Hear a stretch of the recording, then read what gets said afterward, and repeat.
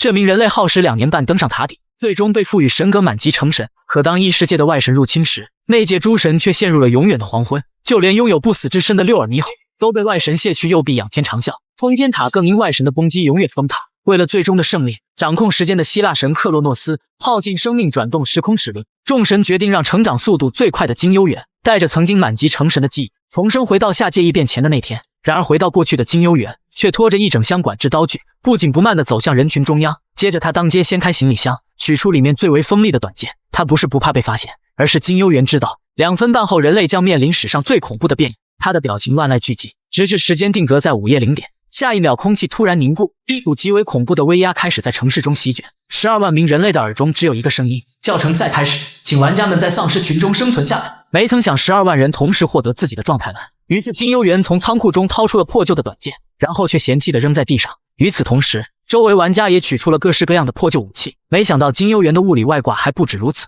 就在无色液体附着于武器的瞬间，金幽园的眼中闪过一抹自信。等金幽园再次出现时，丧尸的头颅便随着刀光剑影一分为2。弹窗提示：恭喜完成首杀，获得100积分，您已升至2级。继而他顺势而为，拼尽全力将周围的丧尸迅速清空。随着升级提示的弹窗出现，金幽园的身体属性跟着强化，可这却让其他人类产生错觉，是不是我上我也行？结果可想而知，有的人运气好，开局就获得了锋利的斧头，最终竟会因为自身力量的不足，伤不了丧尸1分1毫。倘若是普通人被丧尸咬中，那他的生命只会随着丧尸口中的剧毒而消失。虽然有人能艰难地存活下来，但最后想爬到上层塔也绝非易事。就在这时，金幽园武器上的无色液体就消耗殆尽了，他暗自感叹道：幸亏我准备充分，否则获取积分的速度只会更慢。而这白色液体的玄妙，正是他前世偶然间得知的秘密。他的那位贵人正是一名经营盐场的工人，在第1局教程赛时，他身上正好有着充分的盐渍，几乎没有丧尸愿意接近他。只因盐是这些丧尸致命的毒药，所以提前备好这份物理外挂的金幽园，由于凭系盐在10分钟击杀了100只丧尸，首次达成一则成就难以置信的战绩，获得3点自由属性点的奖励，可用于提升玩家的任意属性。金幽园感到既意外又窃喜，原来自由属性点是在教程赛中获得的呀！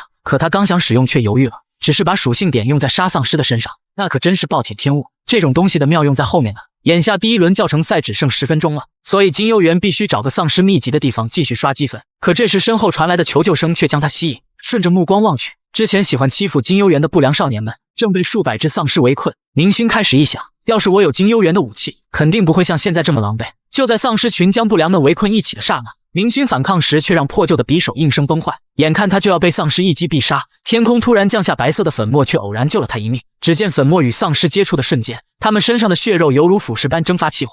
明勋接了一点粉末舔舐道：好咸，这是盐吗？然而提示升级的弹窗却让金幽园整个人焕然一新，击杀丧尸提升的速度让他背包中的细盐能最大化的洒向整个战场。等一背包的细盐洒完，第1局教程赛圆满结束。然而12万的人类眼下只剩4000，不应该这么多呀，难道是因为我猎杀太快，从而影响了存活人数吗？下一秒金幽园却懵逼了，自己究竟还有多少个弹窗要冒出来啊？弹窗提示：您的击杀数为1427，累计获得1427的积分奖励，同时获得追加属性点，力量+1，体力+2，自由属性点+1，成就难以置信的战绩达成，再度奖励1000积分，恭喜你杀死丧尸数量排名第1，再次奖励500积分。金幽园懵了，他也没想到自己靠撒盐就能在第1局教程赛击杀上千名丧尸。虽说首杀奖励了100分，但后续再击杀丧尸只能算作1分。可我所持有的积分竟然一口气突破了3027分。要知道我上一世仅仅才拿到了10点积分，而且现在的等级竟然达到了16级，4种基础属性全部提升到了20加，这简直就是创造了教程赛第1轮的传奇啊！结果这时弹窗提示，第2轮教程赛即将开始。同弹窗一起，众人脑中回荡起了新的声音：大家好，我是教程赛的信使，这个区的存活人数着实是让我惊讶呀。但我的出现只为告诉大家积分的使用方法。原本这是在第2轮教程赛结束才会开启的商店功能，但由于本区中有人积分抵达临界值，所以决定提前开启。那么积分的第一个用途就是商店支付，商店里面的装备、技能、道具，只有你想不到，没有你买不到。而积分第二个作用就是货币，每个人都可以通过握手进行积分交易。正因如此，前世金幽园经常听到一句名言：积分够多，成神好说。所以教程赛从第2轮开始，将演变成一场等级和积分的争夺之战。信使开始解释规则：我将在这片区域中央生成一块安全区域，玩家每生存3个小时将得到100积分的奖励。很快地面就出现了一个不同颜色的区域，为了活命，4000多名人类急忙朝着安全区域赶来，唯独只有金幽园朝着安全区外走去。然而就在不良最后一个走进安全地带刹那，后面再想进来的人似乎都撞到了一个无形的墙。突然一个弹窗出现，上面显示了安全地带可容纳的人数2038吗？居然只有现存人数的一半，这就意味没有进安全区的人都得死亡吗？不出所料，安全区域外的地面开始震动，一只接着一只的巨型蚯蚓窜了出来，朝着没有进安全区的人类们发起攻击。结果下一瞬，最外围的蚯蚓被人一剑刺穿，出手的人正是金幽园。其实对金幽园来说，这局不但是他积攒积分的最好时机，还是快速升级的一大契机。这次的首杀对他来说同样是意外之喜，不但奖励了300积分，还有2点随机属性点。因为蚯蚓怪都是破地而出的，所以金幽园指导黄龙决定独自一人前往废弃的地铁站。毕竟蚯蚓怪通常喜欢在地下建造洞穴，也就是说，这个地方是猎杀蚯蚓怪的最佳位置。然而眼前的这一幕却让他兴奋。弹窗提示：您已发现隐藏的地牢，获得100积分。只见数百只蚯蚓怪重峦叠嶂，可金幽园却不害怕。既然找到老巢，那猎杀可就简单多了。接下来先升个20级好了。在前世上一次挥剑的肌肉记一下，他手中的利刃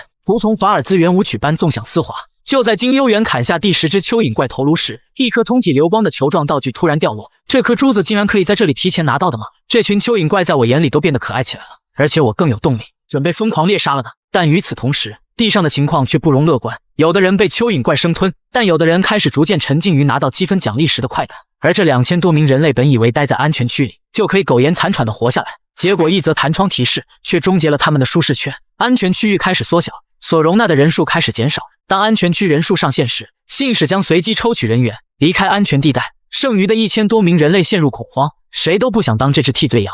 随着随机抽取的人员被迫离场，渴望生存的种子在幸存玩家心底生根发芽。眼看第2轮的时间还剩不到3小时，所有人都在拼命朝着安全区域冲刺。他们希望自己才是那名幸运儿，踩踏推搡混乱渴望在这数千人心底中绽放。然而这时逃亡的队伍中却出现一只贪婪的领头羊，众人扭头望去，似乎这人的提议深入人心。明勋咬牙切齿地说道：从现在开始，我们要选出替我们去死的人。明勋决定杀鸡儆猴，只要把那些无战力者全部抛弃，弱者发怒拔刀指向弱者，剩余的人类才有希望可言，适者生存。反观金幽园更不知道斩杀了多少只蚯蚓怪，收集的道具数量达到了1麻袋。因为角色达到了20级的缘故，弹窗提示开放魔力属性。金幽园这次自由属性的分配很果断，他决定将所有获得的自由属性点一次性全部加到了魔力，因为魔力这项能力是今后获得其他力量的基础。目前没有比它更为重要的属性，原来只有极少数获得塔之祝福的人一开始才能获得12点魔力属性。金幽园此刻以18点魔力开局，未来的成长速度也只会更快更强。而眼下金幽园更需要的是天花板中藏着的信使。喂，你在盯着我吧？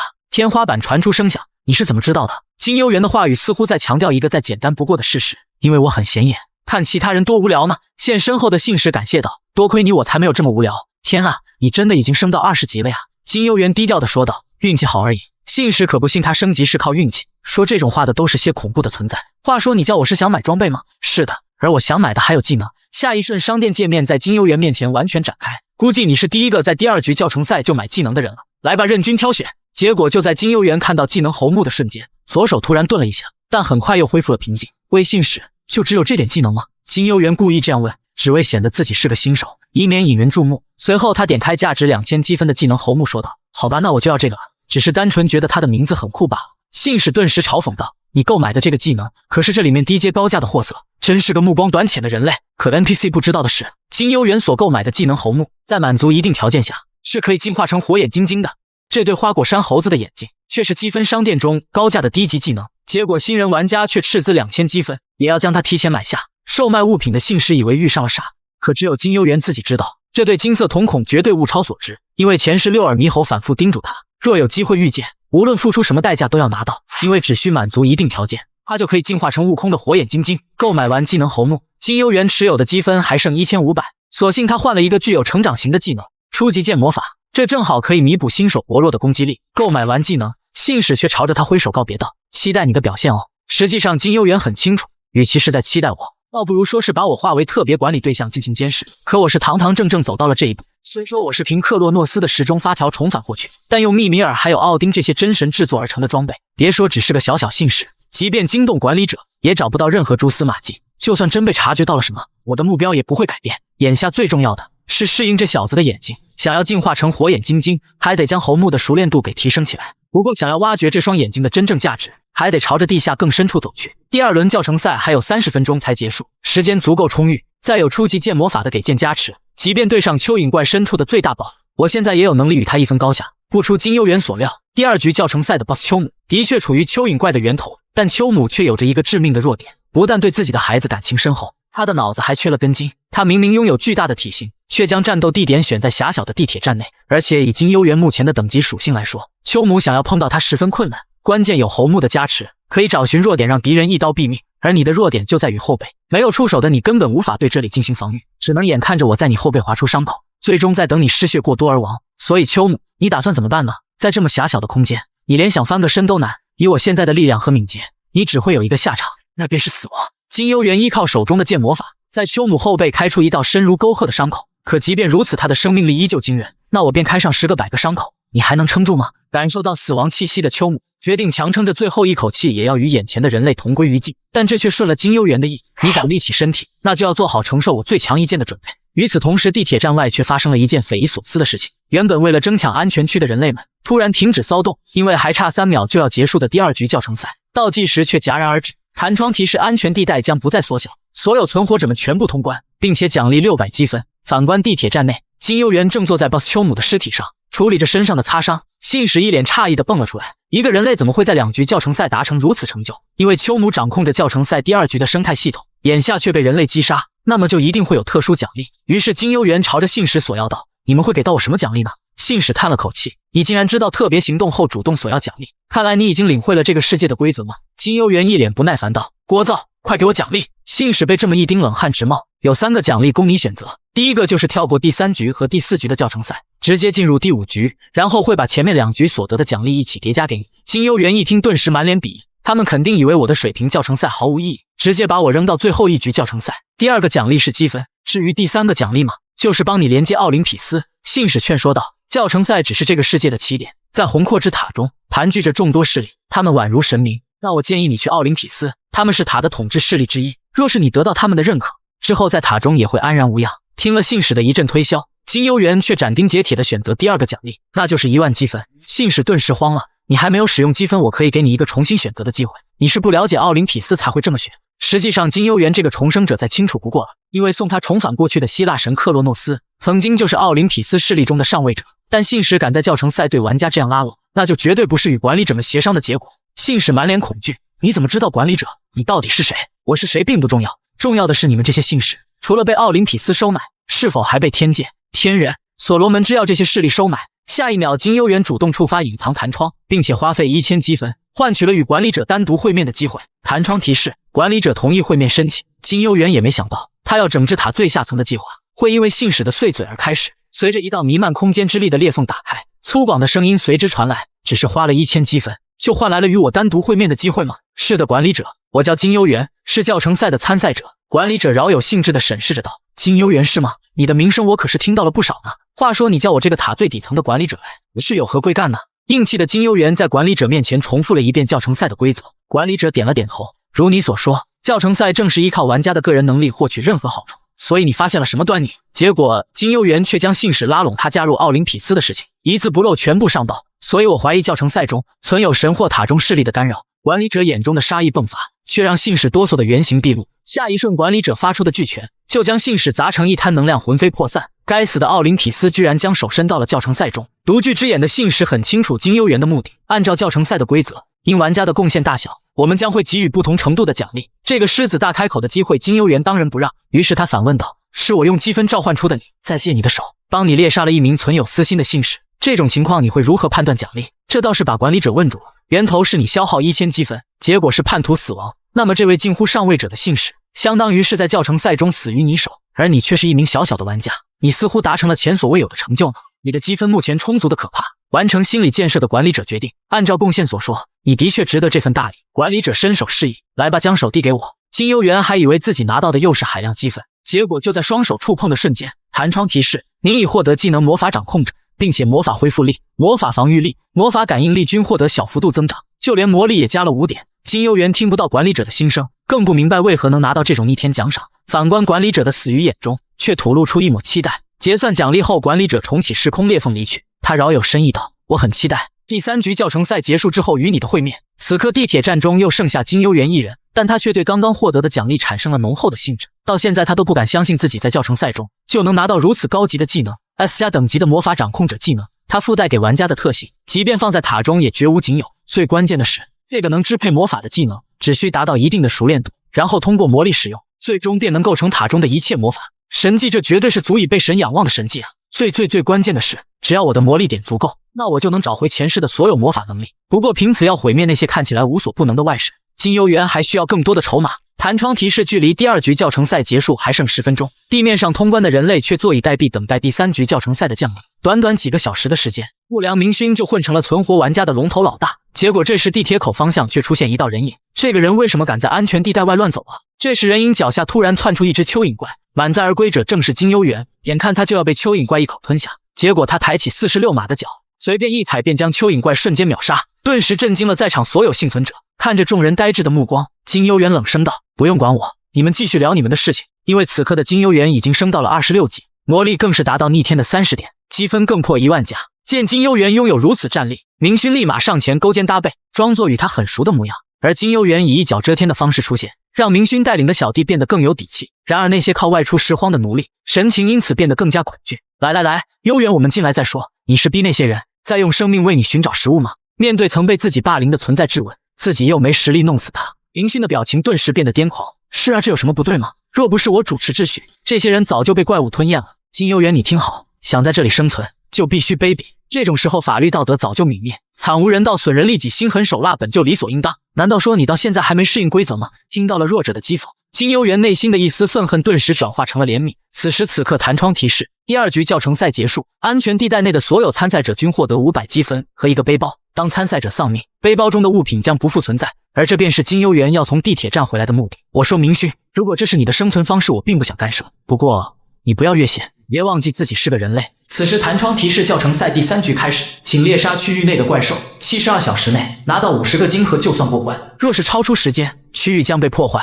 70小时以后，通往第4局教程赛的入口将会打开，请还生存的玩家们开始作战。明勋当然有自己的存活方法，因为规则并没有说50枚的金盒一定要靠自己获得。等再次回到地铁口，金幽园将第2局教程赛中所收集到的132枚金盒全部放入背包仓库，因为他这局的目的就是要收集海量金盒，最后以积分为交易，卖给那些收集不到的幸存者们，毕竟积分够多，成神好说。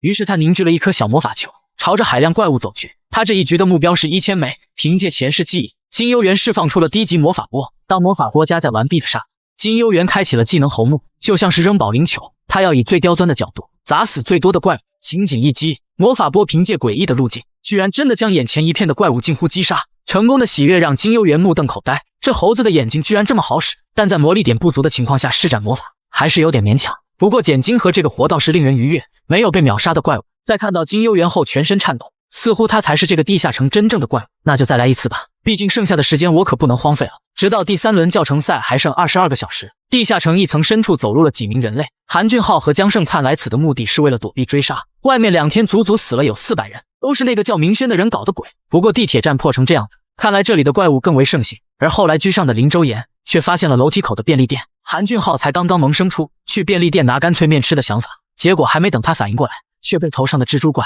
当成干脆面生吃了。与此同时，其他怪物瑟瑟缩缩地从黑暗中浮现，似乎这里有他们惧怕的存在。活着的2人拿出武器，他们坚信自己也会成为怪物的口粮。结果因为女孩的尖叫，搏杀时男人的呐喊，吃痛时怪物的嘶吼，却把拥有起床气的金幽园吵醒了。一枚疾驰而来的易拉罐却把属兽的头砸得稀烂，其他的怪物一个个汗流浃背。只见金幽园亮出金色瞳孔，发怒道：“好醒我就以死谢罪吧。”林周岩仿佛能听到血液在体内疾驰的声音，因为他目睹了与常理背道而驰的一幕，靠易拉罐就能猎杀一只怪物，这家伙是人还是怪？紧接着金幽园拔出匕首，正常用肉眼已经无法捕捉他的速度，因为他每次都是一击就把怪物击碎。这个人的力量点究竟有多高啊？怪物被击杀，可人类还没。2人眼中带着恐惧，却说出了最真挚的感谢。随后金幽园丢出1小瓶万金油，这是商店购买的道具，可以治疗一些外伤。话说你体力值是多少？大概17点，那就好，如果不及时抹药，你刚刚受伤的胳膊以后就不能用了。金幽园松了松筋骨，这3天来没有睡觉，为了安心休息，肉藤花100积分购买了无畏粉，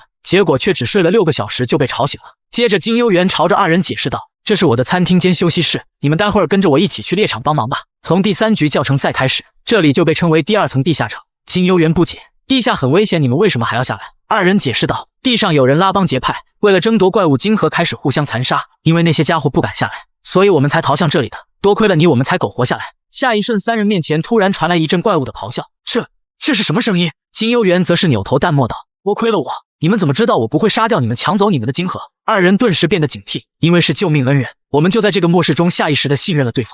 很快林周言就意识到了什么，如果他的目的是杀我们，为什么还要说出来？最终林周言诚恳地问道：你想让我帮你做点什么呢？金幽园嘴角上翘，这个回答他很满意。我眼下正好有个苦力活需要你们帮忙。没错，和你们心里想的一样，帮我拉怪。只要你们帮我拉到够多的怪，我不但会护你们周全，还会补足你们通关所需的50枚金盒。随着拉怪的数量越来越多，二人发现无论自己拉了多少只怪，这些怪在金幽园面前都只有被秒杀的份。关键是地下2层的金盒爆率似乎要比地面还高，如果他真一直以这种速度猎杀的话，那他究竟收集到了多少金盒？金盒掉落的声音在金幽园的耳中是多么动听，2个小时就获得了50个金盒。可对于捡金盒的这份活，这个名叫金幽园的男人似乎很主动。江胜灿算是明白了，眼前的这名人类从骨子里就和自己不是一个物种啊。在最后一颗金盒掉落后，金幽园补齐了江胜灿和林周言欠下的通关所需，这是你们应得的。多亏你们，我猎杀的速度才能提高 50%。第3局教程赛还剩3个小时，算算也快到传送门的激活时间了。我的金盒数量也收集的差不多了，也该到地面上了。而之前的绿色传送门逐渐被鲜血染红，难道是即将开启的征兆吗？眼下人类被分为2个帮派，可是大部分人还没能集够50颗金盒。结果就在2个帮派决定一决胜负，互相抢夺金盒之际，道路的尽头又出现一道黑影。只见金幽园抱着一个沉重的纸箱，然后缓缓蹲到了传送门前。我猜肯定有很多人想活命又没有集齐金盒，但没关系啊，这一点都不妨碍你们通关，因为我这多的是啊。听着后面的噪杂声，别猜了，没错，这里是1000枚金盒。明勋惊奇的如五雷击顶，他的面色连同身后的人类一起，一霎时的变成了灰色。然而就在明勋准备靠近的瞬间，金幽园却提醒道：看好你的脚，别越线了。只见金幽园拿起金盒宣布道：这些都是我多出来而且不需要的金盒，但是这个世界上没有免费的午餐，一个金盒可以用100积分交换，只有想买的人才允许走进我画出的线。众人开始窃窃私语，这也忒贵了吧，关键是商店里都没有的金盒，现在只有他有卖。结果明勋却拿起匕首指向金幽园，谴责道：你这个自私的家伙，免费分给大家，几百号人都能活命，如果我们没积分也要。金幽园你又能怎么样呢？关键我背后可是站了几百号怕死的恶狼。可金幽园却说出了凑积分的路子，你们可以选择卖掉装备，或者卖掉技能和属性点，我想信使们都会很乐意的。结果这却把明勋逼急了，他坚信金幽园的金盒是从别的玩家手里抢，于是他号令周围20多个兄弟，大家一起上把这些金盒全部瓜分掉，我们就可以直接通关。结果呼吸间，2名越线的玩家落得一个人手分离的下场。金幽园眼中闪过一丝冷意，我说你们越线了呢，买与不买是你们的自由，若是有人出于其他目的越线，那他可就死定了。此刻金幽园激活了技能初级魔法剑，身后的明勋变得癫狂，一起上我们人多根本不需要害怕。在这之后，只要有任何一个人越过这条线，几乎都会落得一个被刀斩首的下场。只是一击，5个玩家全部丧命。看着金幽园丝毫不留情面的抹杀，11级的明勋慌了，原来忘记这个世界规则的人是我呢。他向后退了几步，离开了金幽园划出的线。只有越线的人会死，而我不会，我能活下来。金幽园看着屎尿横飞的明轩却笑了，你们所有越线人的脸我可都一清二楚啊。一股恶寒从明勋心中萌发，下一秒拼命奔跑的他落得一个头身分离的下场。一共23名越线者，我记得清清楚楚，周围搞得乱七八糟的真烦人。于是金幽园抱着整箱的金盒走向人多的地方，没有人再敢生出一丝恶意。为首的大哥伸手挽留道：你好，我要购买金盒，我刚刚问了信使，这把刀可以卖500积分。接着大哥告诫所有人，千万不要萌生出与他动手的心思，因为他的实力即便我们所有人一起上都不可能幸免。关键是他没有抢走刚刚那些死者的金盒，一是表明这些金盒全是他自己干出来的，二是表明他是在做正当交易。所以大哥先是走入了圈中，他伸出手说道：你好，请给我来7个金盒。原来在这个世界积分间的交易只要握手就能完成。大哥坚信这个世界本就毫无规则，而真正的规则便是像金幽园这样的强者建立起来的。与此同时，红色的传送门也打开了，只要拿着50颗金盒就能安全通关。在出现了第一个吃螃蟹的人之后，金幽园的摊位也打开了生意。信使忙活着鉴定装备，他们会按照武器的磨损率以及武器的冷门程度给出相对公平的收购价格。有的人卖掉装备还不够，就开始卖属性点了。3点的感知属性可以卖300积分。金幽园也没想到这些玩家为了生存竟然如此不惜一切。虽然那些属性还有技能对他们目前作用不大，但在未来灯塔的时候，他们会发现现在失去的属性点有多珍贵。在不断的交易下，金幽园卖光了1000多枚金盒，最终竟换来了16.74万的积分。资本家看了都落泪，现在有这么多的积分也足够买那些装备了。而之前和金幽园一起的工具人却还没走，我们想和您一起，即便像上次那样帮您引怪什么的都可以，也可以等我们没用了您再丢掉。金幽园顿了一下，然后感慨地笑了，很可惜我们到此为止，不要依赖别人，否则未来走不远的。而且我并不打算走啊。金幽园抖了抖空空如也的背包，因为我现在一个金盒都没有呢。之后好不容易凑齐积分想过来兑换的人，在听到金盒已经售罄后，表情仿佛被判了死刑。因为一旦倒计时结束，这个世界将会被怪物摧毁直至崩溃，而没有通过传送门的人会随着世界崩塌而死亡。金幽园可没兴致看那些人为了集齐金盒互相残杀，而是找了安静的地方呼唤出商店和信使。结果下一瞬空间波动让地面颤抖，召唤出的不是信使，而是塔底层的管理者。我的信使呢？怎么是你过来的了？原来因为有1/3的信使都和塔中的势力有勾结，管理者已经将他们全部制裁，而且因为你这个混蛋和100多名玩家进行交易，搞得我们信使人手不足，耽搁了其他事情的进展。金幽园不值一提道，我只不过想在商店买点东西，人手有那么不足吗？需要管理者亲自出面？你小子和我装傻是吗？截止第3局教程赛，你就拥有了16万的积分，以你现在的等级和积分，足以摧毁整个教程赛的生态系统。硬气的金幽园冷声道，这是我的自由，我现在要用的是商店。管理者时绕有信道，真是理直气壮，让人哑口无言。当了这么久管理者，第一次见到像你这么奇怪的家伙。来吧，商店任君挑选，有想要的东西也可以直接告诉我。金幽园先是耗费1万积分购买了终极背包，背包是可以通过指令来激活装备，接着花费5万积分购买了冰玉寒剑。管理者感叹道，你选的这柄剑可有点难度啊。紧接着他又花费6万积分购买了火之咒衣，之后用2万积分购买了抗魔之盾，最后他将这些装备全部佩戴，以如此装备的强度，即便在塔中也能走到高层了。对了，有了这些还要4颗冰晶。最后他又花费了2000积分兑换了一把金链剑，很普通也很基础。购买它的原因吗？主要就是金幽园很喜欢罢了。做完这些交易还剩5400分，管理者感叹道，有了这些装备就没人能动得了你了呀。教程赛的那些家伙可能连你的那件衣服都刺不穿。我的意思是，如果他只是一个普通的玩家的话。空间裂缝再次展开，管理者在做完交易后瞬间消失。金幽园不屑地呲了一声后，此时此刻第3局教程赛的倒计时刚好结束，弹窗破碎后提示教程赛通关失败，该区域开始灭亡，天空被血色浸染。而金幽园身上的这件火之咒衣，其效果是提升耐火度和魔法抗性，因为此时此刻空气已经开始变得灼热，而这件火之咒衣便是他不惧通关失败的筹码。其他人类就没有这么幸运了，他们将在这场烈焰与毁灭中，并且毫无防备地化成焦炭灰飞烟灭。因为此刻弹窗提示第176位巨人开始执行灭亡，撕裂的地面伸出一只骨爪，最后爬出了一只火属性的骷髅。而这样的废级恶魔数量成百上千，金幽园立刻摆出防御的架势，因为这些都不是真正的 BOSS， 而是那个被塔称为灭亡的理由。此时此刻，最终 BOSS 低级恶魔苏尔特拉现身了。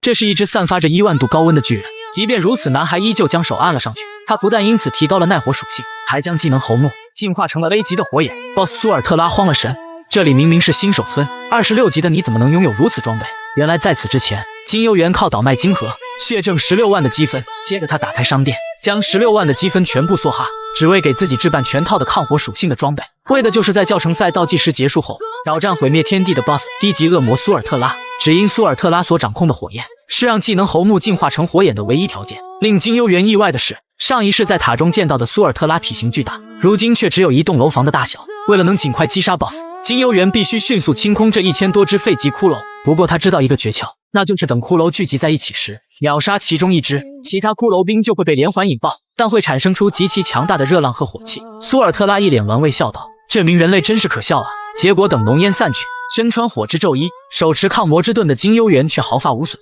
金幽园嘴角微翘，氪了金就是不一样。不过苏尔特拉，希望你待会儿还能笑得出来。苏尔特拉懒散的在一旁作弊上官，人类你也要有命靠近我才行啊。金幽园不屑道，那你可看清楚了，我到底是怎么让你这些小弟一次性全部死亡的？和刚刚的方式如出一辙。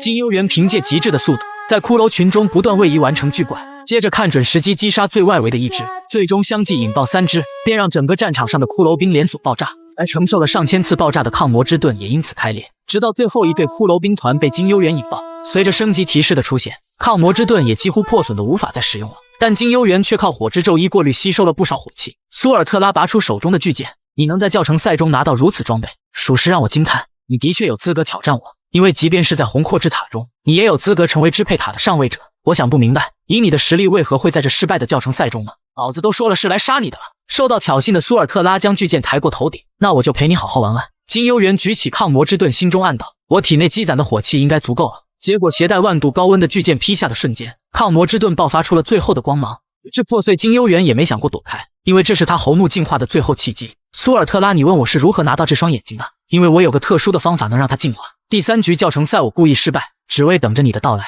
而你的业火便是激发我技能的关键。我要以你的恶魔之火为炉底，将我这对眼睛彻底炼化，最终在吸收足够你火气的情况下，它才会产生质变。其实我与他之间的战斗有过100次，但我只赢了1次。他有可以无限延伸的金箍棒，还有转瞬间抵达宇宙尽头的筋斗云，甚至有吃光天界蟠桃而获得的无限魔力。但是要说最棘手的，还是他的那对火眼金睛，因为这对进化完成的火眼能将感知提升到极限，完成对战斗的预判。紧接着金幽园取出提前准备好的冰玉铁剑与冰晶，这些道具装备才是用来击杀苏尔特拉的筹码呀。苏尔特拉依旧不屑，可笑的人类，以你这副身躯又能做得到什么？反观金幽园直接将冰晶吞服。弹窗提示您的体温正在骤降，烧伤状态已缓解，魔力附带寒气属性。苏尔特拉不敢置信，竟会有道具可以抵消自己的恶魔火焰。金幽园能感觉到体内的热气在迅速冷却，甚至内脏都有些发凉，可迎面斩来的却是苏尔特拉的魔剑。哐当一声巨响，世界都因此开裂。让苏尔特拉震撼的是，这家伙居然能挡得住自己的一击。有了火眼和火之咒一的双重抗火叠加，金幽园身上的灼烧感已经没那么剧烈了，他甚至感觉有点冷。在苏尔特拉震撼的目光下，金幽园的冰玉铁剑迸发出了极为恐怖的寒意。抓准时机，他拔剑冲向苏尔特拉巨大的躯体，最后在苏尔特拉腋下划出了几百年来从未有过的伤痕。你这只可恨的苍蝇，成功将我击落了。此刻的金幽园正全力发动技能火眼，因为此刻苏尔特拉的手中凝聚出可以吞噬一切的恶魔之火，他让周围的空间变得灼热不堪。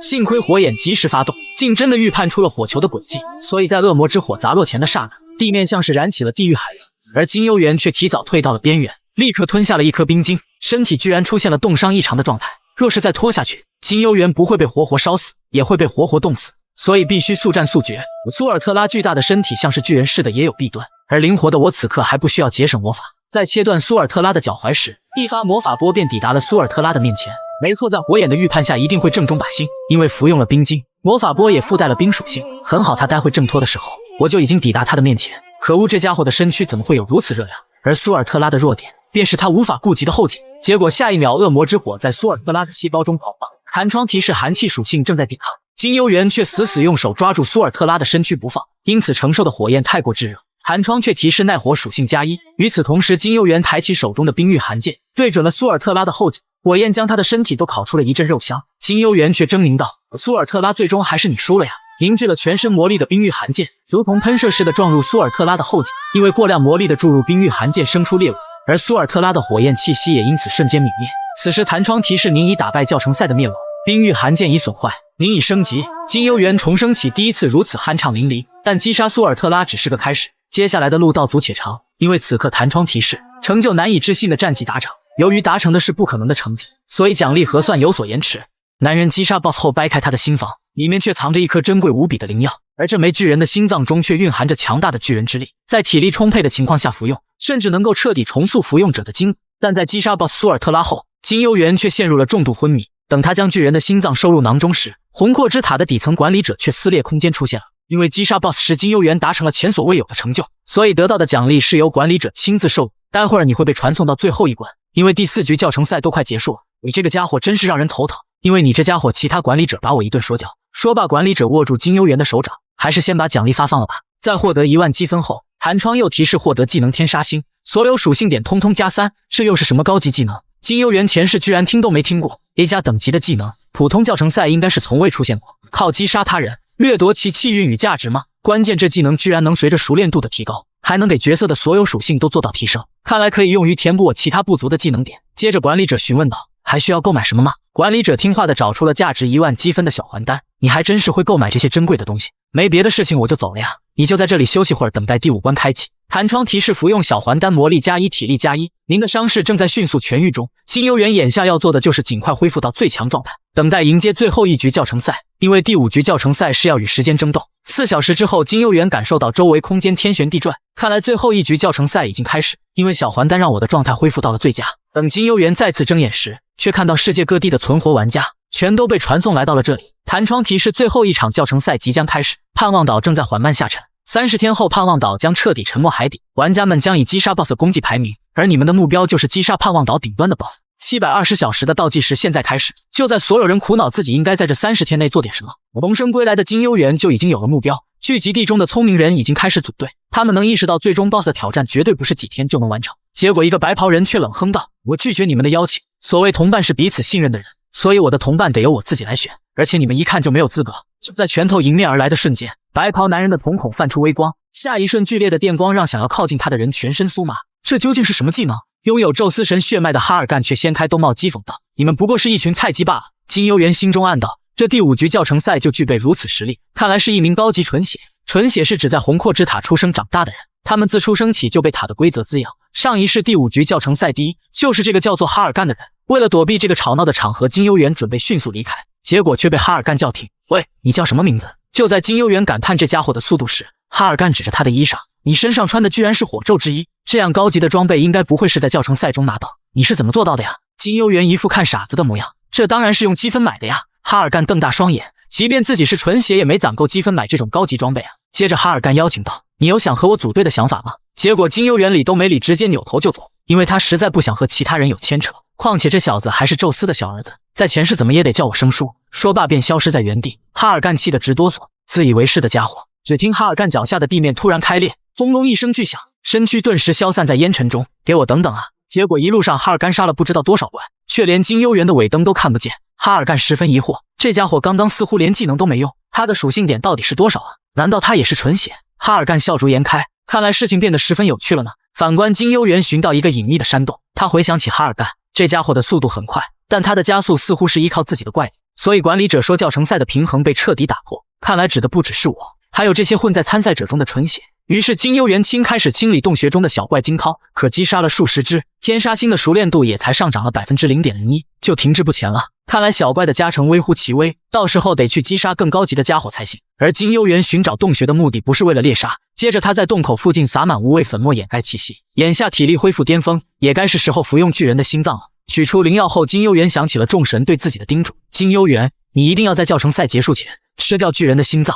随着灵药入口的瞬间，金幽园心脏开始疯狂跳动，血管在扩张，弹窗提示巨人的血液正在被身体吸收，恶魔的血液正在被身体吸收，人类巨人和恶魔的斗争将会在你体内展开。金幽园只感觉体内被灌入一桶岩浆似的滚烫，这种感觉随着血管逐渐传入四肢百骸，只有火眼正在帮忙抵抗体内的火气，那种滚烫令他此生难忘。3种血液在争斗中逐渐融合，整个过程像是身体被撕碎重组般令人窒息，而这个过程无法借助任何外力，只能靠自己的精神。赫拉克勒斯曾说过，巨人的血本是用于外附，但拥有火眼后一切都会变得不同，而且这个机会只有一次。弹窗不断弹出，提示各种属性的提升，接着开始提示火眼与巨人族产生冲突，但可以用火眼控制巨人族的火。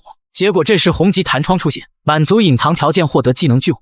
金幽园疼到发癫，毕竟目睹自己不断变强的感觉实在美妙。而金幽园之所以敢吞下巨人的心脏，是因为他想搏一搏能不能拿到那项技能。那项需要击杀1000只巨人，然后在1000只巨人的血液中浸泡才会得到的技能。在承受13小时的洗礼，金幽园攥紧的手却突然滑落，看来想获得几乎不可能啊。结果这时红级弹窗再次出现，满足隐藏碎片条件，您已吸收了巨人和恶魔的净血，您在教程赛区域内完全吸收了巨人的心脏，恭喜获得新技能巨人化。终于得到了吗？可真是剧痛无比啊！这是一只击杀后便能让时间暂停的 BOSS， 而这个秘密只有北欧神奥丁知道。正因如此，他曾创下了教程赛的最高纪录。于是金幽园遵从前世奥丁的经验，在其他小队抵达前提前完成了 BOSS 的蹲点斩杀。正如奥丁所说，最后一局教程赛的倒计时因地宫的 BOSS 死亡而突然暂停。原来在金幽园吞服下巨人的心脏后，不但获得了新技能巨火，更是完成了隐藏条件，觉醒出了连神都梦寐以求的技能巨人化。但完全吸收巨人的心脏却让他昏迷了整整24小时。然而通关教程赛的最快记录是1周，想要刷新北欧神奥丁曾经创下的记录，我必须抵达那个地宫。话罢，金幽园召唤出了教程赛的排行榜，榜一与上一世一样，是宙斯的小儿子哈尔干，而且第1名和第2名之间分数相差悬殊。这个叫约尔切的第2名似乎是个纯血，从没听过他的名字。第3名和第5名应该就是那对兄妹，来自万神殿的种子选手。这个第4名李成印和我一样是华国人，为何我对他没有丝毫印象？难道是他们没有进塔，而是死在了这里吗？接着金幽园打开状态栏，却吓了一跳，只是第5局教程赛自己就升到了57级，因为服用巨人的心脏，力量和体力大幅度提升，幸亏觉醒了火眼，否则感知也得落一大截。同巨人化触发的技能巨火，刚好是一个我眼下需要的范围型技能，不过想要排行榜第一，这几天可得努力了。接着金幽园启动技能火眼，开始寻找周围的怪物，还真让他看到不远处扎堆着一群哥布林。金幽园不装直接出现在哥布林群的面前，他手中巨火开始燃烧，下一秒烈焰从天而降，将哥布林的小部落全部包裹。不过巨火的持续灼烧没办法击杀他们，于是开启火眼的金幽园拔出金链剑，准备凭一己之力将整个哥布林部落全部屠杀殆尽，最终也只得到了67分。直到2天后，哈尔干再次打开排行榜，却发现金幽园居然以5266分排名第2。他看着身后的队伍感叹道：“若不是我费功夫将大伙聚在一起，这家伙哪有机会追上我？来吧，我们小队的猎杀才刚刚开始。”结果就在丁特用魔法寻到了地宫入口后，只听轰隆一声巨响，哈尔干全力挥动拳头砸向了地面，瞬间地面被开出直径10米的深坑。兄弟们，我找到了，可以下来了。结果等了半天，哈尔干却冷汗直冒。为什么发现了地宫的入口，却没有弹窗出现啊？难道有人捷足先登了吗？李成印提醒道：“老大，你快看排行榜。”等哈尔干打开排行榜，心跳似乎漏了一排，仅仅砸个洞的时间，金幽园的分数竟然反超他，位列第1了。难道？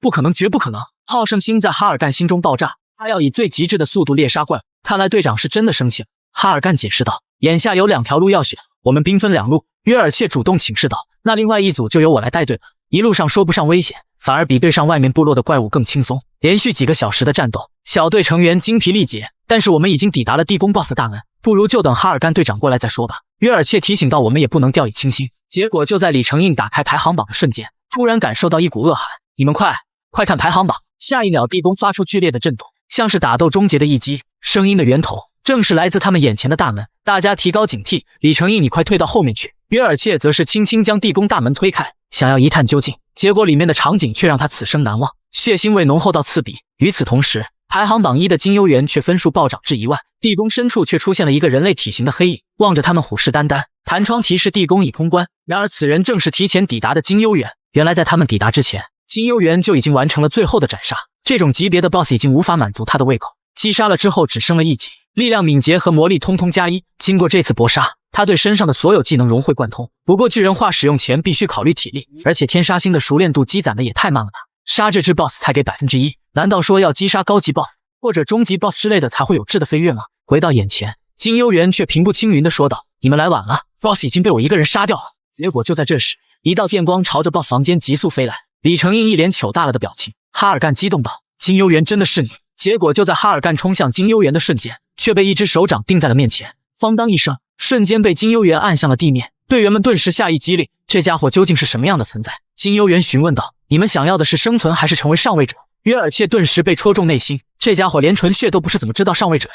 上位者指的是通过塔内所有关卡的人，拥有无上的权力和名誉，能够永生的存在。但金幽园却讥讽道：“我对上位者没有任何兴趣，因为未来的某一天，我将攻略塔顶端的存在，但这依旧不是我的终极目标。”约尔切顿时攥紧手中的剑，这家伙居然敢蔑视引领未来的王！上位者可是我们一族所有人憧憬的神啊，难不成这家伙还想成为超越神的存在吗？金幽园举起右手宣布道：“我的目标不是摧毁塔的顶端。”这时哈尔干突然醒了过来，喂，金幽园，你干什么呀？这是？金幽园靠向哈尔干，我还以为你拼死过来是要攻击我呢，我只是本能的反应罢了。但金幽园刚刚的宣誓却激起了哈尔干的内心。既然你说你想摧毁塔的顶端，但为何还要拒绝加入我的队伍？哈尔干宣誓道：“总有一天我会取代父亲宙斯，成为奥林匹斯的新王。”金幽园嘴角微翘，看来这家伙志向远大嘛。所以金幽园，我们来比赛，无论你队伍之后加入多少，我的队伍的人数始终只会有9个。如果这场比赛我赢了，就加入我的队伍吧，输了我认你做大哥。金幽园露出一抹银牙，若是我赢了，在我需要的时候，你帮我一把就行。哈尔干摩拳擦掌，只是这点要求吗？说罢，他干劲满满的走向队伍，也是时候让后面这只独狼见识见识团队的力量了。结果金幽园却劝说道：“没必要这么着急，你抬头看看吧，第5局教程赛的倒计时会暂停一段时间的。这是一只人为缝合出的 BOSS 奇美拉，只要打破这枚水晶权杖，就能获得奇美拉的控制权，并且成为他唯一的主人。就在小队成员们决定谁都别做这个罪人时，金幽园悄悄取出铁剑，砰的一声将水晶轰碎，奇美拉瞬间完成了认主。可金幽园的目的却不止如此，因为他的目标是击杀第5局教程赛的隐藏 BOSS。原来第5局教程赛的岛屿是一只神兽，它的身上生存着无数怪物，也就相当于一只寄生虫。而全知神奥丁在金幽园重生前反复叮嘱，第一时间就要拔除地宫中的寄生王 BOSS， 这样教程赛的倒计时一定会暂停。而金幽园，你必须利用好这段空白时间，变得非常强大。等时间再次跳动后，你就去结束教程赛，这便能创造出新的记录，最终薅到隐藏奖励。信使们都慌了，因为从奥丁之后，没有人能做到这件事，而且管理者与奥林匹斯发生了矛盾，没时间过来处理 bug。3天时间，金幽园没有浪费1分1秒，他72小时没有一刻停歇。3天的杀戮让岛上的怪物们对他产生恐惧。此时此刻，时间重新跳动，金幽园明白，此刻便是去结束教程赛的最佳时机，也该行动了呢。他望向岛屿最高的山峰，下一秒却被人砸出一口大坑。还存活的玩家们已经开始向山峰聚集，毕竟只有攻略 BOSS 才能获得高分跻身排行榜，其中也不乏有一些天赋异禀的队伍。哈尔干早就带着队友站在洞口前等候，金幽园，你果然是把暂停的时间全部用光才来的。话说你的队伍呢？不会又想一个人抓 BOSS 吧？金幽园冷声道。自己的话分数也更多不是吗？哈尔干打开排行榜，金幽园的分数整整比他高出了7000分。结果就在其他队伍过来拉拢金幽园时，哈尔干却暴怒了。他所迸发的雷电让周围的玩家感到酥麻。你们是哪里来的苍蝇？顿时吓得其他玩家们落荒而逃。金幽园则是朝着最终 BOSS 的地下城走去。教程赛里时间就是金钱，毕竟现在才过去5天。奥丁当初的记录是1周。此时弹窗提示，您已进入第1层 BOSS 通关层，这一层有着数不清的怪物，可想要通关，就得在怪物遍地的地下城中寻找到藏有真正 BOSS 的房间，唯有将其击杀才能迅速通关。但很显然，眼前这些原本无法共生的怪兽却奇迹般的聚在了一起，后面必然是那个家伙搞的鬼。此刻金幽园将技能聚火和剑魔法同时附着于手中的精炼剑中。哈尔干队员感叹道，终于能见识到比队长还怪物的家伙战斗。其实哈尔干也很想看金幽园究竟是什么实力，结果一眨眼的时间，金幽园便消失在原地。等他再次出现时，居然单枪匹马冲进了怪兽群中，一剑迸发的威势如同陨石砸落般毁天灭地。开始认真的金幽园即便放在塔中也是炸裂般的存在。哈尔干的好胜心开始燃烧，他摩拳擦掌道，果然金幽园你是能被我追逐的存在啊。在哈尔干同样猛烈的攻势下，以及其他队员的佯攻下，金幽园第一次感受到组队的效率。数十分钟，前面2层的数千只怪兽全部死亡。随着队伍不断向前推进，哈尔干发现了一座诡异的石门，这上面铭刻的壁画千奇百怪，像是一场战争。不过看来这就是最终 BOSS 入口了。重活一世的金幽园很清楚，这后面关押的就是那个家伙呀。结果他一声不吭直接开门，哈尔干一脸鄙夷，丫的都不用提前说一声的呀。门后立刻传来了 BOSS 吼叫，听着真让人毛骨悚然啊。走吧，里面应该是个非常难缠的家伙。结果就在众人走入大门后，只见一只巨型怪兽被铁锁死死铐在地牢中。红级弹窗提示，您已进入第3层 BOSS 通关层，请猎杀被封印的奇美拉。猎杀成功后，教程赛便会结束。但金幽园的目标却不是奇美拉，而是这里的隐藏 BOSS。结果红级弹窗再次提示，只要击碎奇美拉的封印，击碎者便会与奇美拉签订契约，倒计时停止，且击碎者无条件通过教程赛，而奇美拉的主人将会按照击杀人类的数量进行叠加的分数结算。众人开始慌了，他们害怕有人为了一己私欲做出背叛的事情。结果就在这时，金幽园朝着前面走了几步。喂，金幽园，你干什么？你不会是想背叛我们吧？哈尔干顿时怒火中烧，你真的想好了是吗？金幽园默认了，我就是怕这种事情发生，所以才单干的。接着他从背包中取出寒铁剑，并且为其附加上剑魔法和巨火。叮隆一声，奇美拉认主的宝石瞬间破碎。红级弹窗提示，封印时解除 ，BOSS 封印被打开。奇美拉的主人是金幽园，请参赛者们开始猎杀解封的奇美拉。然而控制了奇美拉的金幽园却不打算用它来攻击人类，而是当着众人的面下令奇美拉去打碎那面墙。奇美拉真就听话地撞向一旁的墙面，结果等烟雾散去后，众人一脸诧异。金幽园解释道，我们的新敌人即将出现，他就苟在奇美拉撞出来的洞穴中，你们可以自己选择要不要一起进去。话罢，金幽园带着奇美拉一起走向隐藏 BOSS 的巢穴。哈尔干决定与金幽园同行，可这个洞穴越是往里，千奇百怪的怪兽尸体也就越多，关键这些尸体还是缺胳膊少腿的，而且这条通道如此之长，越是靠近红光的源头，众人的心里越是寒战。到了呀，那个家伙就在这里面的。红级弹窗提示，您已进入第4层隐藏 BOSS 通关层，这里面遍地的怪兽尸体，唯一的活物就是眼前这个穿着黑袍的鱼驴老头，因为太久没有启动。弹窗提示 BOSS 更新中，别看这老头动作慢悠悠，奇美拉的强大便是他一手缔造的。此时此刻，红级弹窗提示，请参赛者们开始猎杀奇美拉的创造者。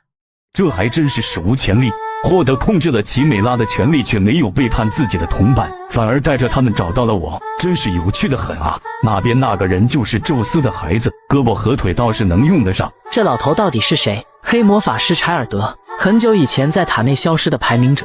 电击小子惊讶道，监督第50层试炼的那个排名者，曾经将参赛的数百名玩家制作成实验标本的人。你不用感到害怕，他最后还是败给了一个实力强大的玩家，而且他违背了塔的规则被赶了出去。之后的千百年，他便窝在这里制作各种教程赛的 BOSS 度日。你是怎么知道我的？还记得这个吗？